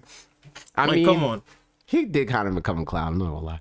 A little bit, but like, you know, A little bit, a lot. He was a clown. Bro, he's trying to live a regular life, Nah, bro. regardless. Nah, bro. Nah. This is the word. thing that you care about and I don't care about at all. That is true, and I actually extra care about it because they actually, actually. Yeah, I know. Actually, like the two characters I play that was not even a in meme Mario suggestion. games, huh? Yeah. I said that wasn't even a meme suggestion. That was genuine. I know you care about Yeah, Birdo. nah, Birdo's really cool. I usually play Birdo or Toadette. For me, I just like the pink. You know what I'm saying? Like they're both cool designs. You know what I'm saying? I like both those characters. So whether I'm playing Mario Party, Birdos. they do. Yes, What? they have different color Birdos. I don't think I saw a different color Birdo. Yeah, they got the blue and I've seen different color Ouija's. Yoshi's. Oh, but I do see a different color Birdos. You're right. Yeah, they got the different color Birdos. I guess I just didn't internalize that at the time. And that is a cool thing about this specifically, like breaking new ground, DLC characters, pretty neat. If they put Diddy Kong, almost 10 years later. facts. If they put Diddy Kong, I'll play this game for a week, and then never again. Oh wait, You hear it here first. hold on. So something I didn't see that I just noticed now. They've actually put a whole new course in here. Yes, I didn't realize that. it's I thought, probably they've going been to end porting up a being lot, you know? it's probably going to be a world tour course, a Mario Kart tour course, because that's a lot of the like newer ones that they do. Like either it's a recent tour course or it's a course that will eventually become a tour course. So it's like that kind of situation. But yeah, new Yoshi's Island, pretty neat. Okay, yeah. Actually, it's just I didn't even realize Wave 4 is just new Yoshi's Island and Birdo. Yeah, Because you know they've been giving us like three, four. Oh no, they give us like two, 2 packs of 4. yeah. So where is this? They might do more than that. Well, I don't where know does if this? it's just that. That would be kind of crazy. Nah, I don't think it. I mean, we'll see. Probably not. But I'm just like, where are y'all putting this as far as like on the stage list? If y'all are just bringing in this one singular new track, that's why I think it's going to be more than that. And also, like, they didn't give us a specific date, so this is probably just like a small tease. You know, like we're probably going to get a lot more than just this when it actually comes out in the spring. But I'm sure you'll play this. I'm not playing it. I mean, I'm not playing it. Also, Trev said Sandman is the reason why the word cringe exists. That's crazy. True. That's a fact. Lee ran on Twitter why Great Sandman is the GOAT. Yo, I don't think Great Sandman is the GOAT. I just don't think he deserved as much hate as he got. It was fine. He deserved more hate. I'm not gonna lie. It was fine, bro. He was trying to be a superhero. Like, what's wrong with that? What do you need to be a superhero for? Because he is a superhero. He's way cooler than that. He's way cooler. What he already was in the real world was cooler than what he tried to be. Yes, but he didn't want to get mad. Like, think about it. Gohan been a sheltered kid all his life. You think he want to deal with mad fame and popularity? Yes, that's why he's Sandman. No, that's why he had a disguise. No, bro. I'm not trying to hear it. Oh my god! Not trying to Literally hear it. made me cringe. Might not had enough hate, to be honest. Facts. A little more bullying might have helped him out a bit.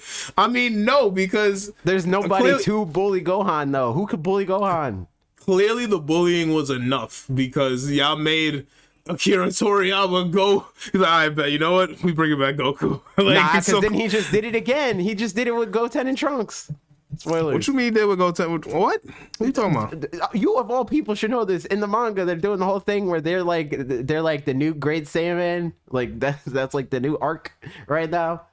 Oh, I forgot about that. Right. I don't read the Super manga, so fair enough. Right, but that is happening. I forgot. All right, fair enough. Tangent aside, the big boy, the announcement, or not even really announcement. The update on the reconfirmation. Yeah, exactly. That honestly I didn't want. Like I don't. Yeah, we talked about this. At this point, we're just ready to play the game. I don't need to ever see this game ever again. Just give it to me. That's all I need. Just give me the game. You already sold me. I'm down. $70. We'll get to that. But me, spoilers, don't care. Just give me the video game. But they did give us a trailer. And for video viewers, here it is. You're looking at it. Rain's back. We got the rain. W. Trev's like, wait, they didn't shadow cancel the game? I saw so many people being like, before the direct, they're Right. like, I just hope they don't delay Zelda. I'm like, you really think? Anyway. Yeah. Like at this point, you think they would do that, bro? Yeah, Like, that game, if it was going to get delayed, it got delayed already. Like, they already did that. We've been through that phase. But yeah, no, I'm here for this game. The game looks cool. I see a lot of speculation that this means that like this is going to be like this game is going to be like a loop. Like, it's going to complete the loop of like Zelda games in general. Like the timeline will begin and end with this game, basically. Which maybe. is I have no clue. a neat prediction. I just want to play the video game. It looks cool. I'm here for it. It does. I still wonder if there's going to be some kind of playable Zelda. I think the new way to sell people on this, and the way that like the runes and stuff was like what enabled what's cool about Breath of the Wild. I think magic is like their new version of that, and I'm curious to see if they'll be able to maintain and, I mean, honestly, increase the magic of Breath of the Wild through this. But I am not scared, because I think that there's a lot of like coverage from people being like, I'm worried about Tears of the King. Like, I'm not worried for this game. This game's going to be phenomenal. Like, worst case scenario, it's Breath of the Wild again, and that's cool. I seen people complaining about, yo, why they reusing the same map? I'm like, bro. Like, what? That doesn't make any sense. What do you want them to do? Bring him here? I guess, right? But Hyrule is also, Hyrule. Like, what Trev was saying too, like, he's not sure how they're gonna bring the whole story together, and I'm not sure either. I'm like, how do you do that with like what we know from Breath of the Wild, and then what we know from what's the Dynasty Warriors S game? Age of Calamity. Age of Calamity, yes. From what we know from both those games, I'm not sure how this all wraps around to like complete. So it's gonna be very interesting to see as far as like the storyline. I'm really interested in that. And what was up with that big lawnmower flying thing, bro? Freaking! I saw people joking about the Banjo-Kazooie nuts and bolts situation. That's silly. That's a fact. I mean, I have this at the end of the sheet, but it seems like a easy way to transition to other news, because Tears of the Kingdom, you know, we alluded to it already, but it's freaking $70. Aren't we angry? We're so mad, right? 70 whole bucks. How dare they? Yeah. How dare they make the game, the sequel to the game that everybody was saying they would pay $100 for, $70? How dare they? And I've seen a lot of people talking about how like this is them quote unquote raising the price, which I think is weird, because like, how do you raise the price for something that is just now being announced? Like, it's a new game. Like, gamers definitely have lulled themselves into this false sense of security where it's like standards are a thing that are real, and not just the thing that like companies tell you is the thing, you know? And Nintendo was like a huge proponent of like, nah, we're not with the standards thing. And like, this is them just doubling down on that, where it's like, yeah, Tears of the Kingdom, $70. But they maintain that it's not a trend. Like, they want to price their games on a case-by-case basis. I think they've already proven that throughout this generation. Usually it's in the other direction, though. Unless it comes with some sort of like accessory, you know, like the Labo games were more than $60. Ring Fit was more than $60, you know, that sort of situation. But in this case, it costs more, and it's just a game. That said, it's the biggest Switch game in terms of file size so far. On the pre-order page on the Switch eShop, it says that it's 18.5 gigabytes. which is the really? biggest Switch game, and that's somewhat of a justification for them, like that they can point to. I mean, I think that the quality of the game and the size of the game in terms of like what there is to do and how long you'll be playing it is justification enough. But like in a more material cost kind of way that gamers like to think, and for some reason, this is a more expensive cartridge because it is they have to at least use a 32 gigabyte cartridge for this game because it is bigger than the 16 gigabyte standard cartridge. Yeah, which even those are more expensive. Like the standard cartridge was 8 gigabytes, and then like people moved up to 16, and that's why you saw a lot of studios trying to get around that with like Doom, where it had the multiplayer as a downloadable thing. That was them using a smaller cartridge and offloading most of the size of the game to people with their SD cards or whatever. So this could be them, like, or it could be an easy thing to point to where it's like, hey, we're just trying to cut the losses on us using a bigger cartridge. But either way, the fear of $70 being the standard going forward, they're trying to dissuade people away from that, which is neat. But like me personally, I don't really care. On two ends. One, I was just going to get vouchers anyway. So like either way, the game, like what I was paying for the game was the same regardless. You know, I was going to pay the $100 to get the 2 vouchers, use one of the vouchers on Tears of the Kingdom, and use the other voucher probably on Pikmin 4. So like this doesn't change my plan at all. Obviously, for people that want the physical version, they can't do that. They will have to pay the $70. I mean, you can go to Walmart and get it for $60, I'd assume, because Walmart shaves $10 off of retail for game prices for whatever reason.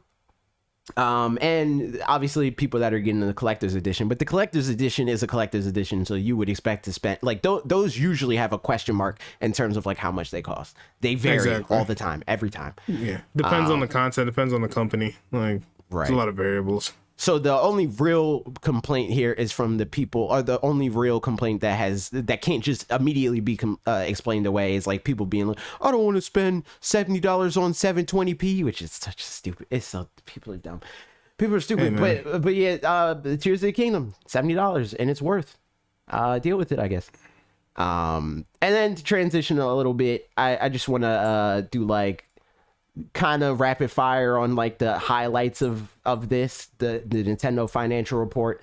Nintendo announced their financials for the last quarter of last year.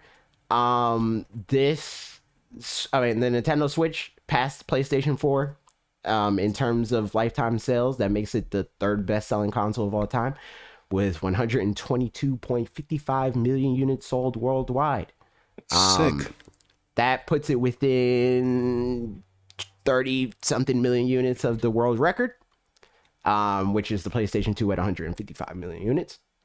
I think that it can do it, but that depends on them.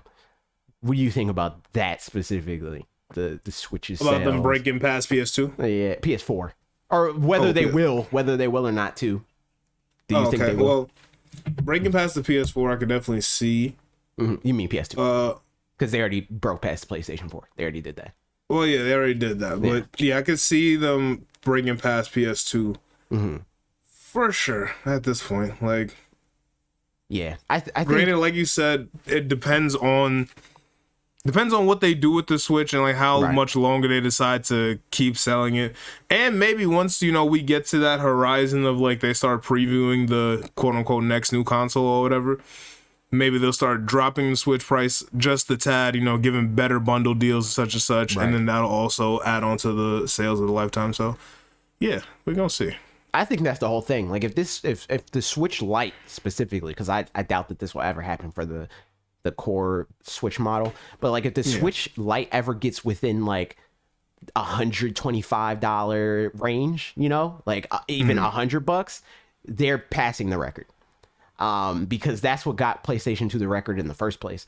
Is it dropped down to $99 and it took off. Like it was already the best selling console of that generation, but it really took off once it wasn't like the console In terms of like the console generation. People bought it on the back end because it's a really popular console already with a lot of like well-renowned games, and that's a similar situation that Switch is in currently. They just never had a price drop. So they got to 122 million units without a single official price drop.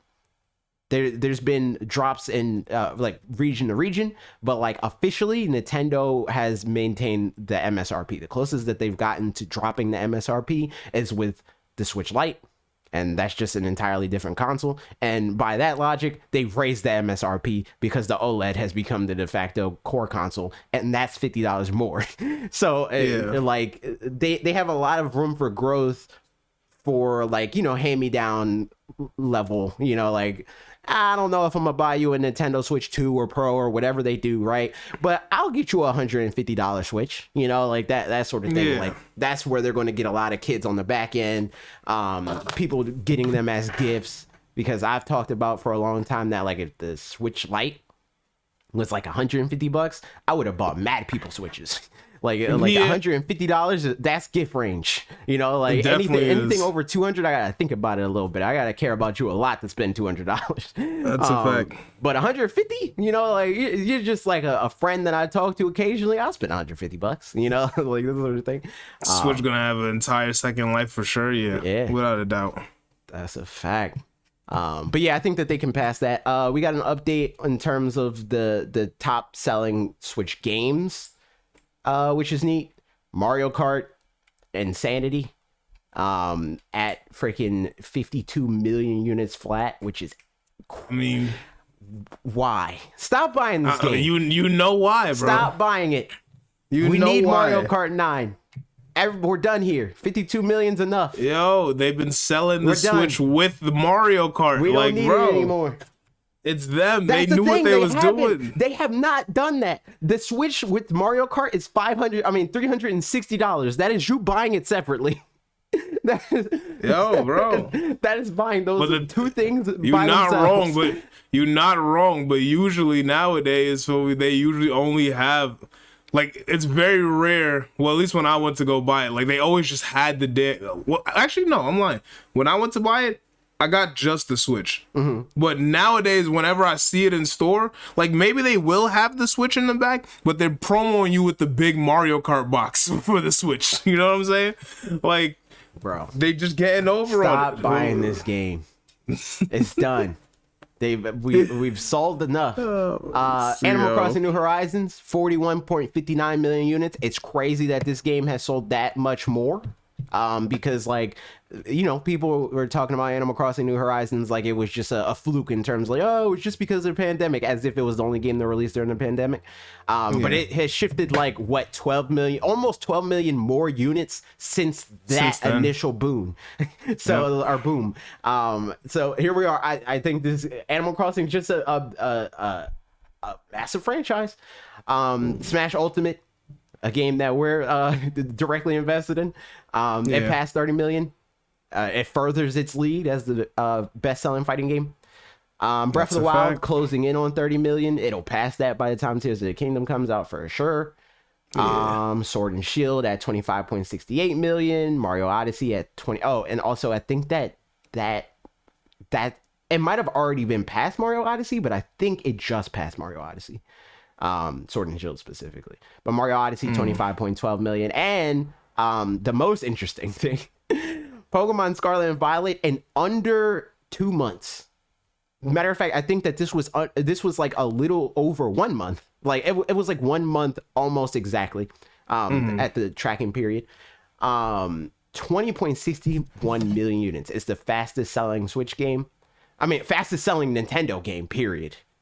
And by extension, fastest selling Pokemon game, despite all the people's complaints. So that's pretty neat.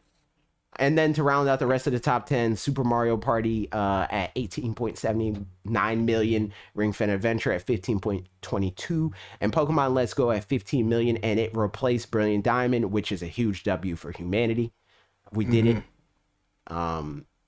Stop buying that game too. For the opposite reason of Mario Kart. And then some sales updates for other notable games. Pokemon Legends Arceus is at 14.63 million. That game kind of fell off a cliff in terms of like its trajectory. It sold like 8 million, and it was like it was like, oh crap, this game sold like 8 million units in like a month or whatever, and then people stopped buying it. Yeah, I think that was just because of the lack of things to do after the fact. Yeah, exactly. Yeah. Like it like the thing about it is like obviously people that like Legends Arceus a lot and that are still playing Legends Arceus or don't even care that they're not still playing Arceus are the same people that like are really into games like Coliseum and that like that's all they want out of Pokemon, right? But there's a reason why Coliseum and XD Gale of Darkness are nowhere near these numbers.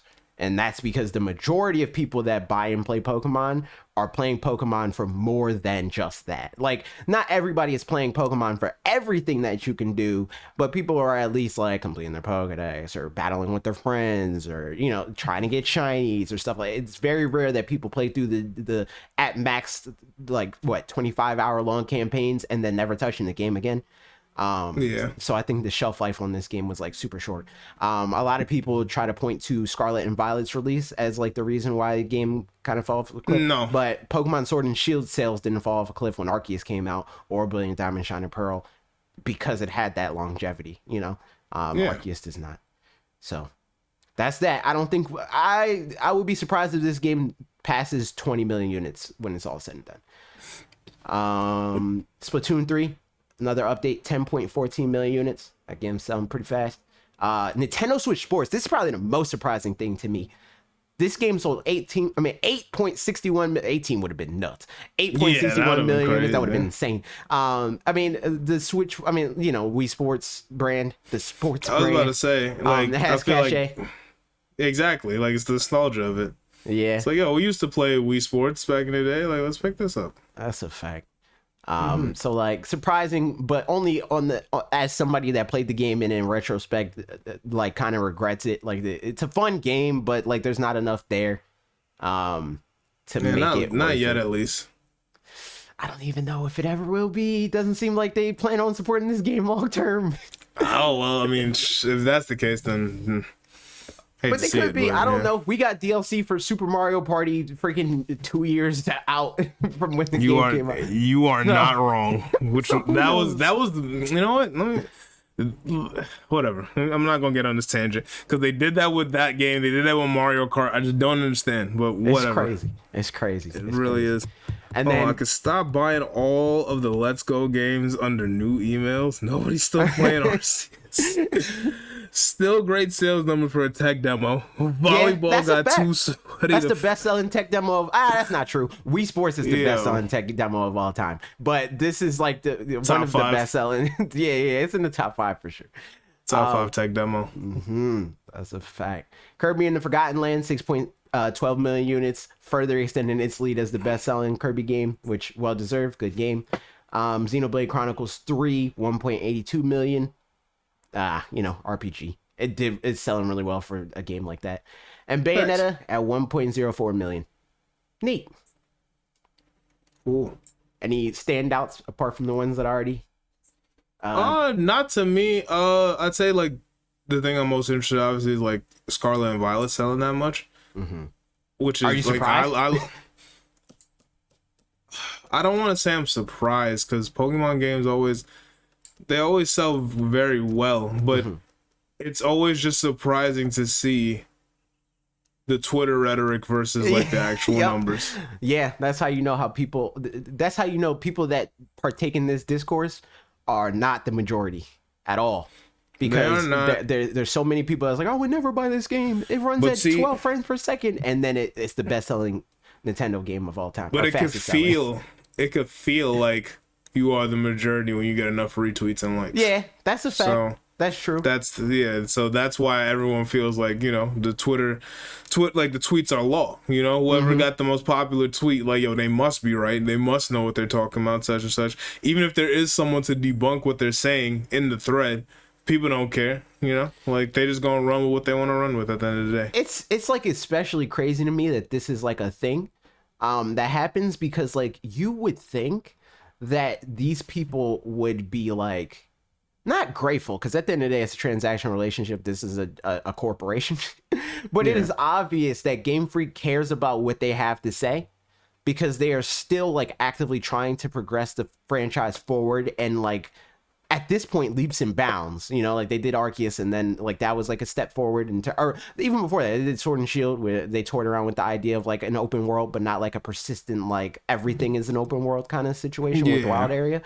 And then they did Arceus, which is like a step closer to that, where it's like, all right, it's not an open world, but it's like large sandboxes. And into this, where it's like a full persistent open world, they innovated in terms of like how they handle online and like how stable that is. And we know, as people that never really stopped playing Sword and Shield, that it's way better in that regard in terms of like how solid it is to like connect and trade and battle. And No, so you can't even say never really stopped. We have not stopped. yeah, true. We're literally shiny hunting right now in Sword and Shield. Like, yo, we have not stopped playing that game yet. That's a fact. That's true. And I mean, that's not to Scarlet and Violet's detriment, because like we're still actively playing that too. We're just playing Yeah, both. we're playing both. Yeah, we're I just playing wanted to both. point that out because people like Try to like take that and be run like, off look, with so you're that not even narrative. playing the game no Yeah, more. exactly. Like, nah. Exactly. We definitely are still playing that game. Yeah, no. But yeah, there are huge improvements made to this game, despite the fact that every time they come out with a game, they sell more and more and more and more. So it's like they care. It's obvious that they care. So W for them. I'm glad that they're beating their sales records and stuff like that. And honestly, I think the only way, and I've talked about this for a long time, I have multiple videos on this subject. I think the only way that we're going to get a Pokemon game that's as big as people want it to be is for Pokemon games to sell more, even more than they are now. Like, they have to become the Pokemon company breadwinner for them to like start being like, all right, let's make Pokemon games GTA level endeavors on the development end, you know. Because right now the thing that's making them money is $400 Mareeps, you know, like that, like Quite people literally. are buying the merch. They don't really care as much about the video games. They have a and they do, cycle. obviously, but they don't care as much because the games aren't making them as much. They are making them less than a quarter of their overall revenue. So I imagine that they are getting less than a quarter of their manpower. And honestly, if they're getting more than that, they're getting more than they deserve financially, if we're just looking at it cynically. But they care, obviously, which is a W. And another W is Nintendo raising Japanese wages by 10%. I don't think that this is as big of a like W as like people think it is, because it is kind of like a from the top down in terms of like Japanese government putting pressure on Japanese corporations to raise wages, because they haven't raised wages overall in a really long time. That said, to circle it back even more, that is a W overall in terms of with the Japanese government in comparison to our government, because our minimum wage has been the same for really long too, and obviously the cost of living has not been the same. Gone down. Yeah. Like, It's so only going up. exactly. So overall, big W. This is something that you don't usually see companies doing in this realm. Usually we see big financial report records and stuff like that like this, and people get laid off. But Nintendo posted these huge records and stuff like that, and their sales price, I mean, their stock price went down, actually. Like, their stock price after this financial report went down, but they increased their wages. They did the opposite of what like an Activision or even like a Microsoft did recently, where they laid off a bunch of workers after they did their financial report. So that's good on them. W. That's the fact. Love to see it. Yeah, like you say, in the overall scheme of things, right, it's like not that big of a dub, but a dub is a dub regardless. So That's a fact. As long as you can get it to keep increasing, like, so it's like a solid amount, you know, like that's all we ever want. And what I just mean in terms of like it's not that big of a dub, because people have a tendency to like try to make it seem like these corporations are and or should be our friend. And I don't think that that's necessarily what this is, you know, like I don't think that this is like entirely Nintendo trying to be like good guy Nintendo. Like there is like a financial incentive for them to do this. Like they are a corporation at the end of the day. But as far as corporations go, this is as good as it gets. And I think that that is worth highlighting, but with a grain of salt in terms of like, they're not our best buddies, but they're better than the lion's share of the corporations that we see right now. which is good. It's a net good. And speaking of a net good, we play video games every once in a while. Are you playing it? What video games are you playing? Me, I mean, nothing new at the moment. I'm still in my like standard bag of video games that I'm playing. Clash of Ninja, Smash, Unite, Pokemon. I mean, there's like new developments in terms of like Clash of Ninja though. Like you started doing the exhibition matches on your stream, or not your stream, but you know. It's on the yeah. So I mean, that's not really games I'm playing, but I guess you're in the exhibition, so yeah. That's a fact, but I'm saying like it's nothing and I'm crazy. Sure that you're playing that like outside of those to practice for those. Yeah. So that's worth noting. Okay, so yes, I've been playing Clash of Ninja, and yeah, we've been doing these exhibitions every Thursday. If you guys have time, tune in on Twitch at 6 p.m. EST. What's the channel? I think it's Naruto SuperCon 4. Yeah. I'll put it in the description. Yeah, sure. But yeah, I've been playing that, just doing regular Unite stuff. Comfey is in Unite now, so I've been dealing with that annoying Pokemon a bit. It's kind of like people are saying he's not that good, or it's not that good. Well, Comfey's not that good as a solo mon, but it pretty much has its ability. It attaches to another Pokemon and heals. But that's them. what I mean. People were, at least what I was seeing in the discourse is that like even in that regard, it's not that good. No, it is, because that changes on. See, for one, right? After a certain level, Comfey, while that person's attacking you, Comfey can also attack you for like for a pretty sizable range. And also, it depends. Like obviously, if you're getting 4v1, then yeah, you're dead, right? As the person with Comfey or whatever. Right. But in a sense of like, if I'm going up against you and you're Lucario and you have Comfey, Lucario's already very hard to defeat in that game. You know what I'm saying? Like he gets back health naturally and shields just for doing certain things, and then Comfey is only amplifying that.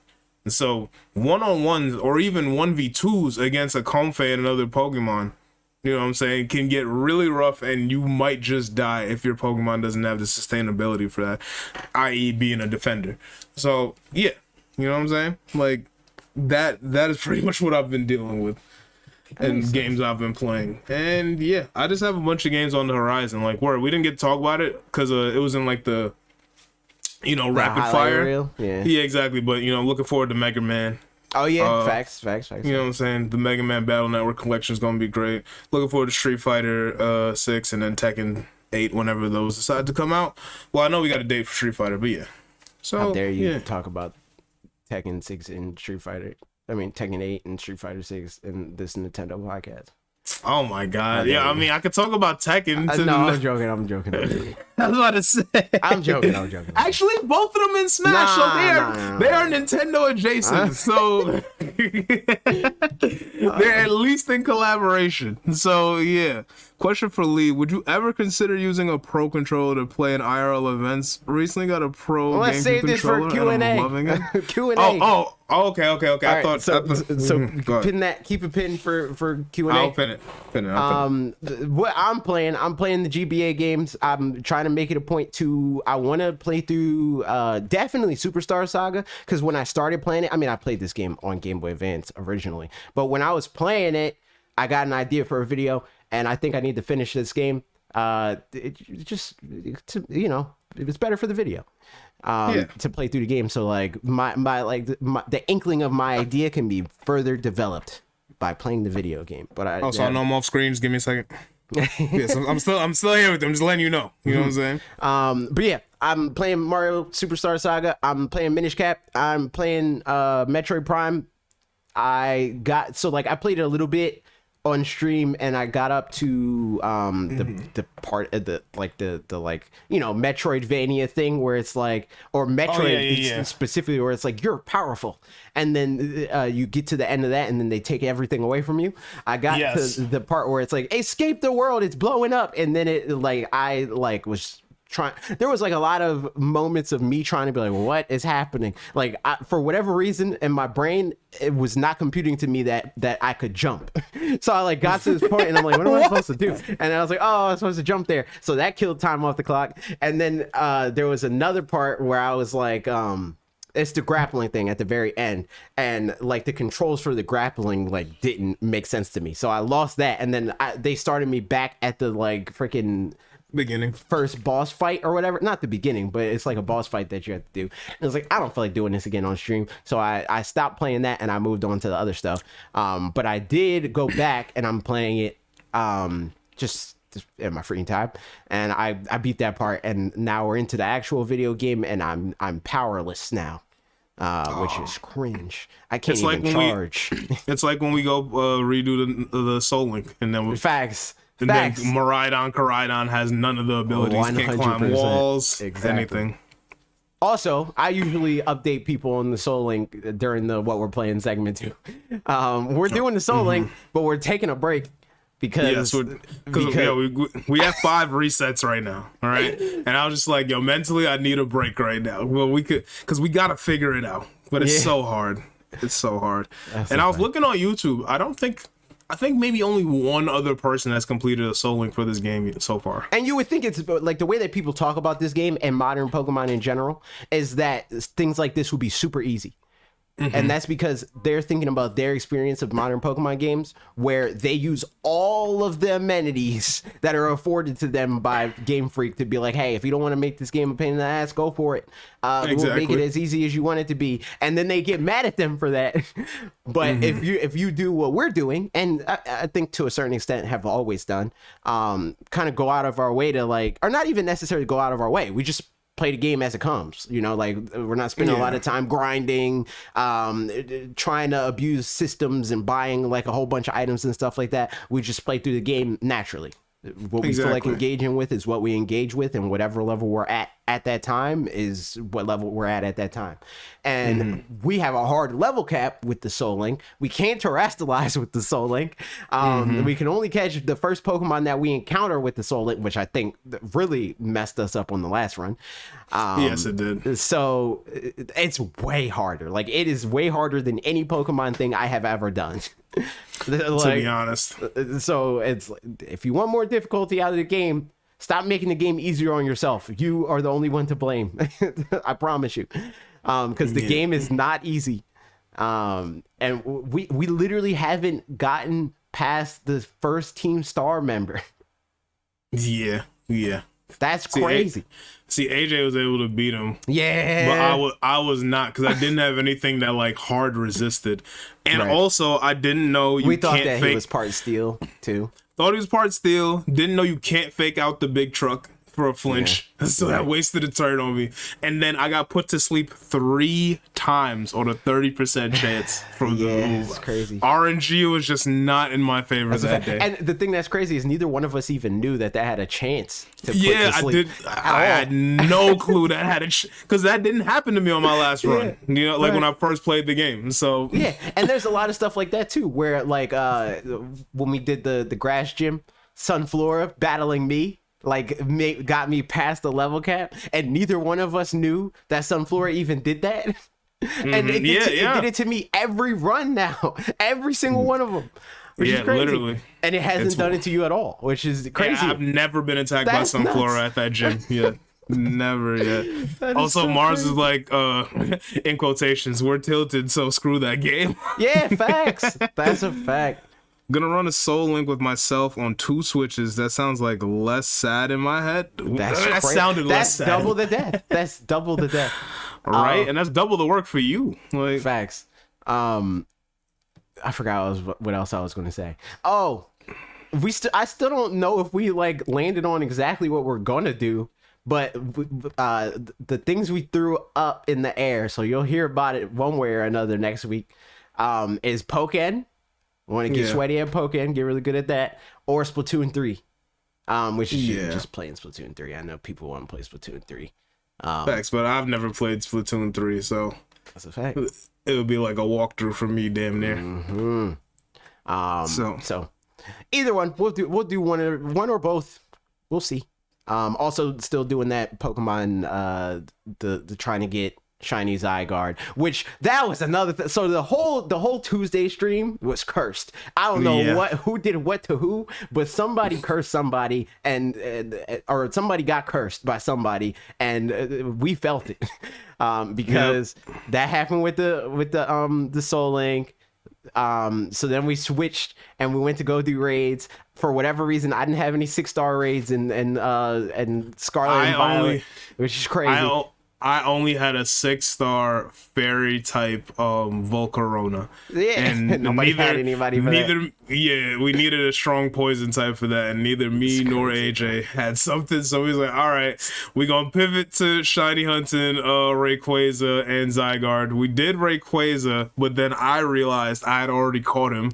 So then we was like, all right, we're going to Zygarde since none of us have Zygarde. So.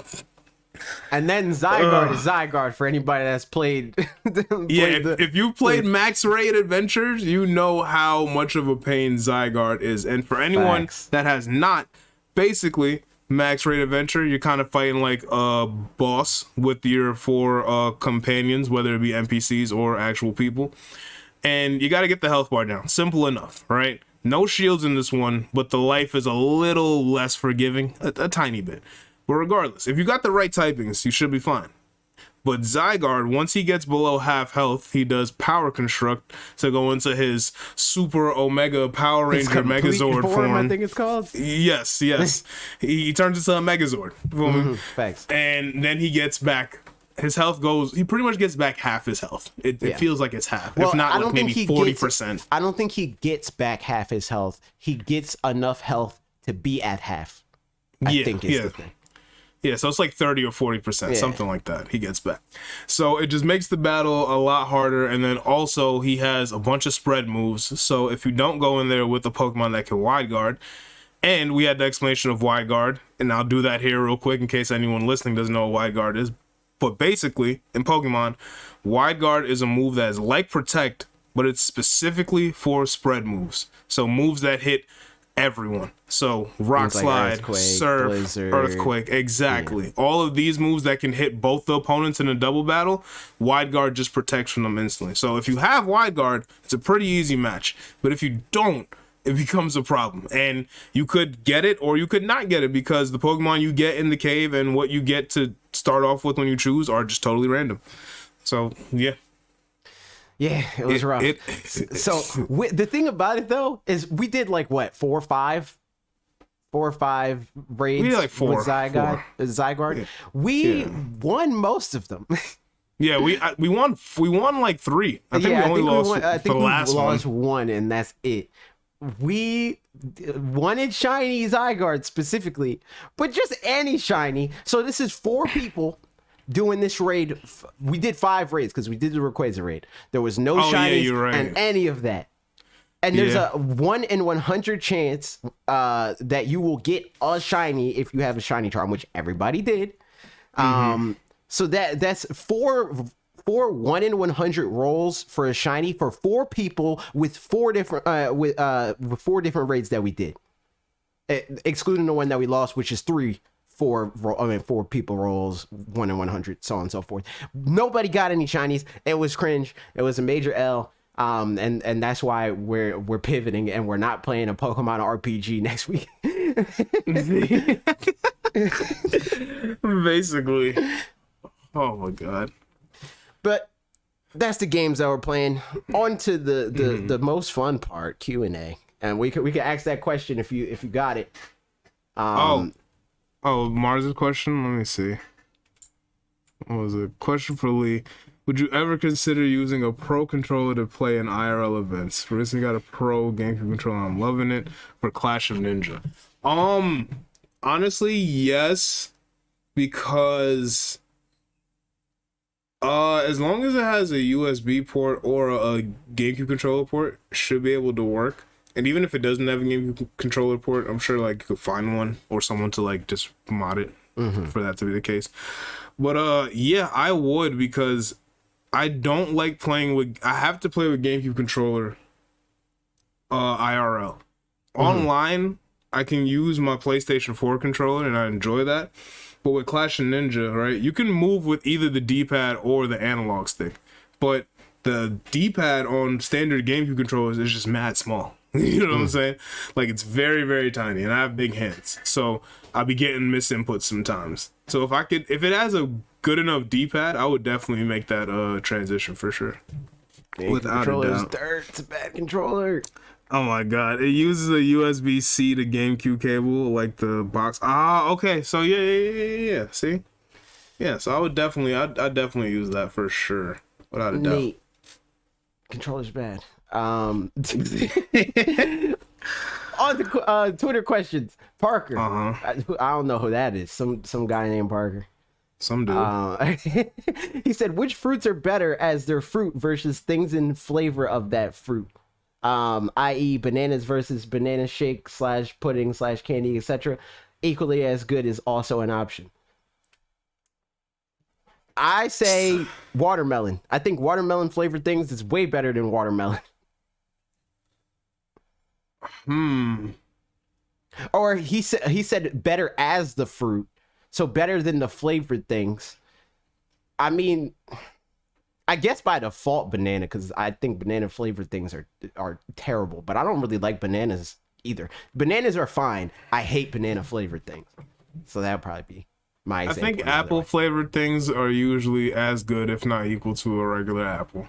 Typically. Yeah, I agree with that. That's true. I'm changing my answer to that. That's a fact, because I do like apples and I do like apple flavored things. Yeah, exactly.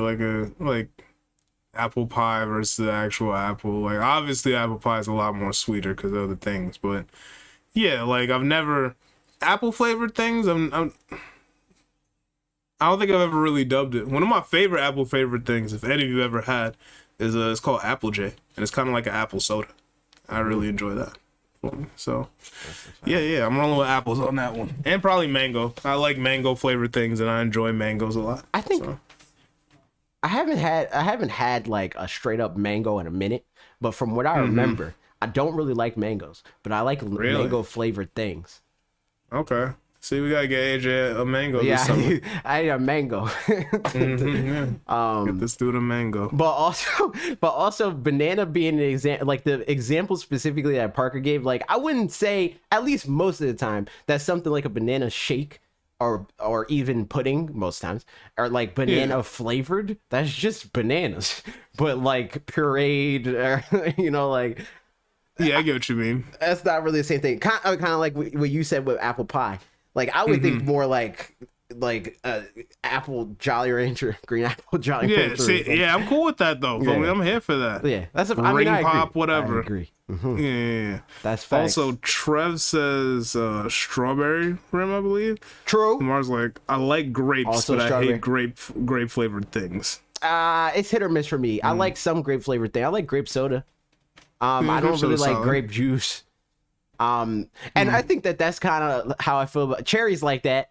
Where like I like cherries usually, but cherry flavored things is like I'm not with it because it's medicinal to me as somebody that grew up in America, because for whatever reason their brilliant idea was to be like, yo, this is how we make children like taking medicine. We flavor it like cherries or grapes. Grape cherry bubblegum. Yeah, bubblegum too. Yeah, that's yeah, every like popular like medicine flavor for kids, I hate that flavor and everything else. So it had the opposite effect on me. It didn't make me like better at taking medicine. It just made me hate that flavor medicine and more. Everything else. Like, oh well, yeah, and it's naturally. In fact, it just dragged everything else down with it. Trev, medicine with candy was real pain. That's a fact. Trev, who I was tempted to say Trevor because that's his Twitter name, but I'm not going to do that to him. What do you today specifically? I might do it in the future. I retain my right. To do it. Yeah. What do you think is the single biggest improvement in Scarlet Violet from previous games? Well, we'll do it one by one. We'll answer this and then answer the next thing.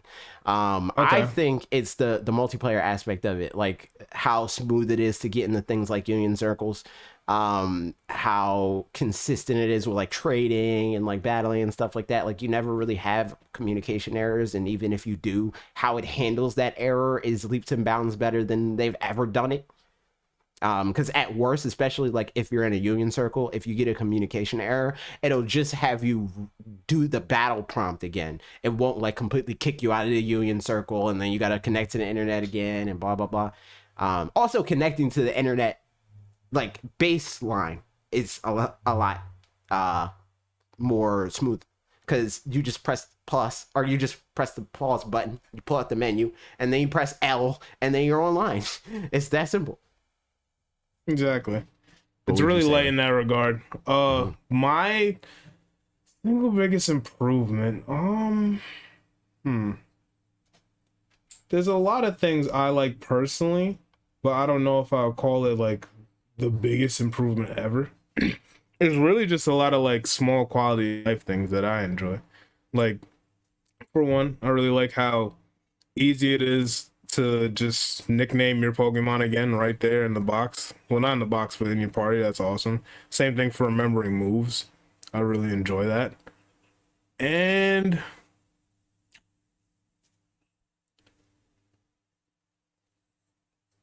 I think another thing is really just because I usually do like to play competitive, but how accessible it can be to make your Pokemon competitively viable in this game. Whether you decide to go through the vitamins route or do like just training or whatever, like they're just about the same pace. Like you could, so it's just a matter if you want to spend time getting money or if you want to spend time going and finding the Pokemon you need for your EVs and such and such. And also hyper training down to level 50. Actually, I think that might be the biggest thing for me, low key. Like that really might be it. I really like that decision to drop it to 50. Because getting a Pokemon to level 100 was a drag sometimes. So, yeah. That's a fact. Hold on. I'm trying to... Well, you could... Do you still have the thing pulled up? For the next question? Yeah, I do. For the next part of Trap's question. Yeah, I got you. You want me to read it? Yeah. That's... Next part is, what do you hope will be the single biggest improvement for the next gen? Me personally, I hope that they further improve the online aspect of the game, and make it even more seamless. I hope that they incorporate more action elements into the game, or even just add more layers to the battle system to make it more engaging. Because I personally think, hey, rock paper scissors, but with 4 different options is not that interesting, and it leads to a lot of cheese. Because the way that they try to make it varied is by adding RNG, which is cringe. Biggest well, what I think I want to be a big improvement for the next one. What do I really want that I didn't get in this?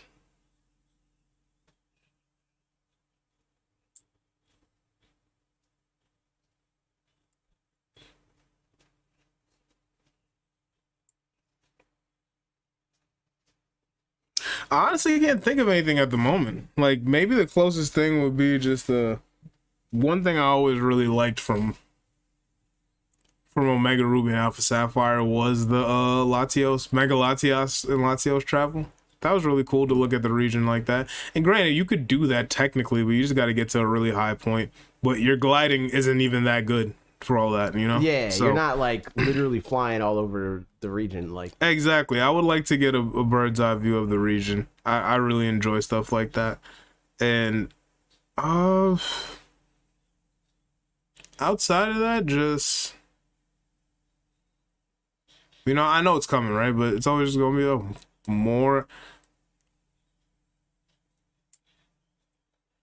more things like max adventures, essentially. yeah, facts. More things. Like, that's kind of along the lines of what I'm saying. More online. Stuff. Yes, more multiplayer stuff. More things to do in that regard. I really like that. Because even just going into Raid Scarlet Violet, right? We got to be prepared to some degree, and this is kind of just winging it, and we just make the best of what we have, which I really enjoy. it doesn't necessarily get stale that way either, you know, because you can always go back and some new shenanigans. I mean, happen. it definitely doesn't, because we're still playing. Exactly. We're still playing this video game exclusively for that. It's not even like we do everything in Sword and Shield. We just do those raid adventures. Yeah, because it's good. It's a good mode for me. Like, so yeah, stuff like that is what I'd like to see. I think overall catching in a mainline game would be cool. Yeah, I totally agree with that as well. I would really like that. The sneak up features and whatnot from Arceus, like, it was nice. So yeah. Yeah, facts. Yeah, more stuff from Arceus too would be cool. But that's pretty much it. Okay. Next question. You want me to read it out? Go for it. All right. This is from Let. What makes a remake / remaster worthwhile compared to a simple port? For most old games is modernizing them, because the memory of the game will inexorably be infinitely better than the game itself. So they need to be able to match or exceed that memory to make the port worth making and worth buying.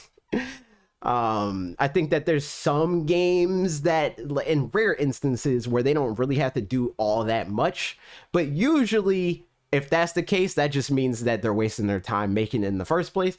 The only real reason to do things like that is if those games aren't accessible for one reason or another. But at that point, then it's in the remaster territory, where it's like just a straight port, and sometimes that's fine, but usually games are old and age poorly and need to be need quality of life freshened updates. up. Yeah, exactly. Facts. Exactly. Like, one thing, now granted, like, it's not a port, right? It's like what's what I'm looking for? A quote unquote definitive edition, right? But like Persona 5 versus Persona 5 Royale. Right? Just the smallest thing of, like, usually when you go into dungeons to fight people and whatnot, you have a limited amount of bullets in the game. And if you finish out your bullets, either you got to find some in there or you got to leave out the whole world in totality. And that could, when you leave the world, it pushes your timer forward. So you don't always want to do that. In Royale, you have infinite bullets. So you never have to worry about pushing your timer forward unnecessarily because of a small thing like, oh, I have no more ammo. You know what I'm saying? So I like a quality of life update like that that makes the game less grindy and just saves you a bunch of time. Like I'm saying, just quality of life is important, especially like you're saying with an older game. Like, if this thing doesn't have certain things that I'm very used to now, it's gonna be pretty frustrating. Yeah, that's a fact. If you're releasing this alongside modern games, it needs to be able to stand alongside modern games, because the nostalgia is not going to carry it for everybody. In fact, it will carry it for almost nobody. Most people either don't have the same nostalgia that you do, or don't care as much when it's people that are like super like led by nostalgia. That's a fact. In terms of like how good a game is. I think that people have stronger nostalgia in terms of like things that are easier to be concepts, you know, like the idea of Mario, the idea of Pokemon, the idea, you know, but like very specific, this game that I played when I was 7, you know. That's a fact. That's easier to dispel for a lot of people. Also, I just see what Trev said about, he said that's one thing I will say about the Metroid release. Having to use save points is still pretty annoying. Which, yes, I agree. That's true. Yeah, but totally. Yes, I agree. And then we had the last question from RP. With the Game Boy / Game Boy Advance release to Nintendo Switch Online, what game are you hoping to release in the future? Pokemon. I mean, we talked about. We kind of did talk about this, but just to reiterate, like I said, Boo's Fury. AJ said Pokemon games. I said Sonic Versus or Battle or whatever it's called. Anything else like kind of niche that I would like I'm to... sure that there's a lot of games, and you know what? I'm probably going to make a short / TikTok about it. But I'm sure there's a lot of games that off the top of my head I can't think of that I want. Same. But they're more so games that I will want in retrospect, more so than like games that I have a lot of nostalgia for, because I think that they could be cool to play online with people. Probably that's probably the angle that I'm going to go on in terms of like games that I know I want to get. That's the one thing like the Advance and /SP, missed out on, was really online. We still would, or just being able to play games easily with people, because like the barrier to entry is so high. You need to have multiple link cables, and you need to have everybody have the game and also the system, but like it's, in this case, all you need is a Switch Online membership, which is even more accessible because it can be like a situation like me where I have the Switch Online family plan and I have you on it. So like you already have that, like the only thing that needs to be like met, the only requirement that needs to be met here is that everybody involved needs to have a Switch, and then that's pretty much it, and that's not that hard. There's 122 million of them now. I'm looking through Game Boy Advance games right now. I forgot a few of these, I ain't gonna lie. It's been so long. Yeah, that's what I'm saying. It's crazy. There's a lot of games that like I'm sure I like once I see a list in front of me, I'm like, oh, I want that and I want that and I want that. But I haven't played a Game Boy Advance in a really long time. That's and a fact, like had all my games and stuff like that. And then the last question from RP. Also, if there was a Shadow Zygarde coming, who would have been the cause? A. Leeshmow. B. Alec and Leeshmow. C. Leeshmow. D. Cypher or Team Rocket. Leeshmow. Hashtag Leeshmow. I mean, Lee's fault. LOL. Oh my god. It depends on how the does day. Zygarde become my fault now? That's crazy, bro. I vote A. Thanks for hanging out, everybody. That's crazy. Check the links in the description for me and all the things that we're doing. Do all the things, podcast stuff, rate the podcast, go on podcast services. Okay, later, bye.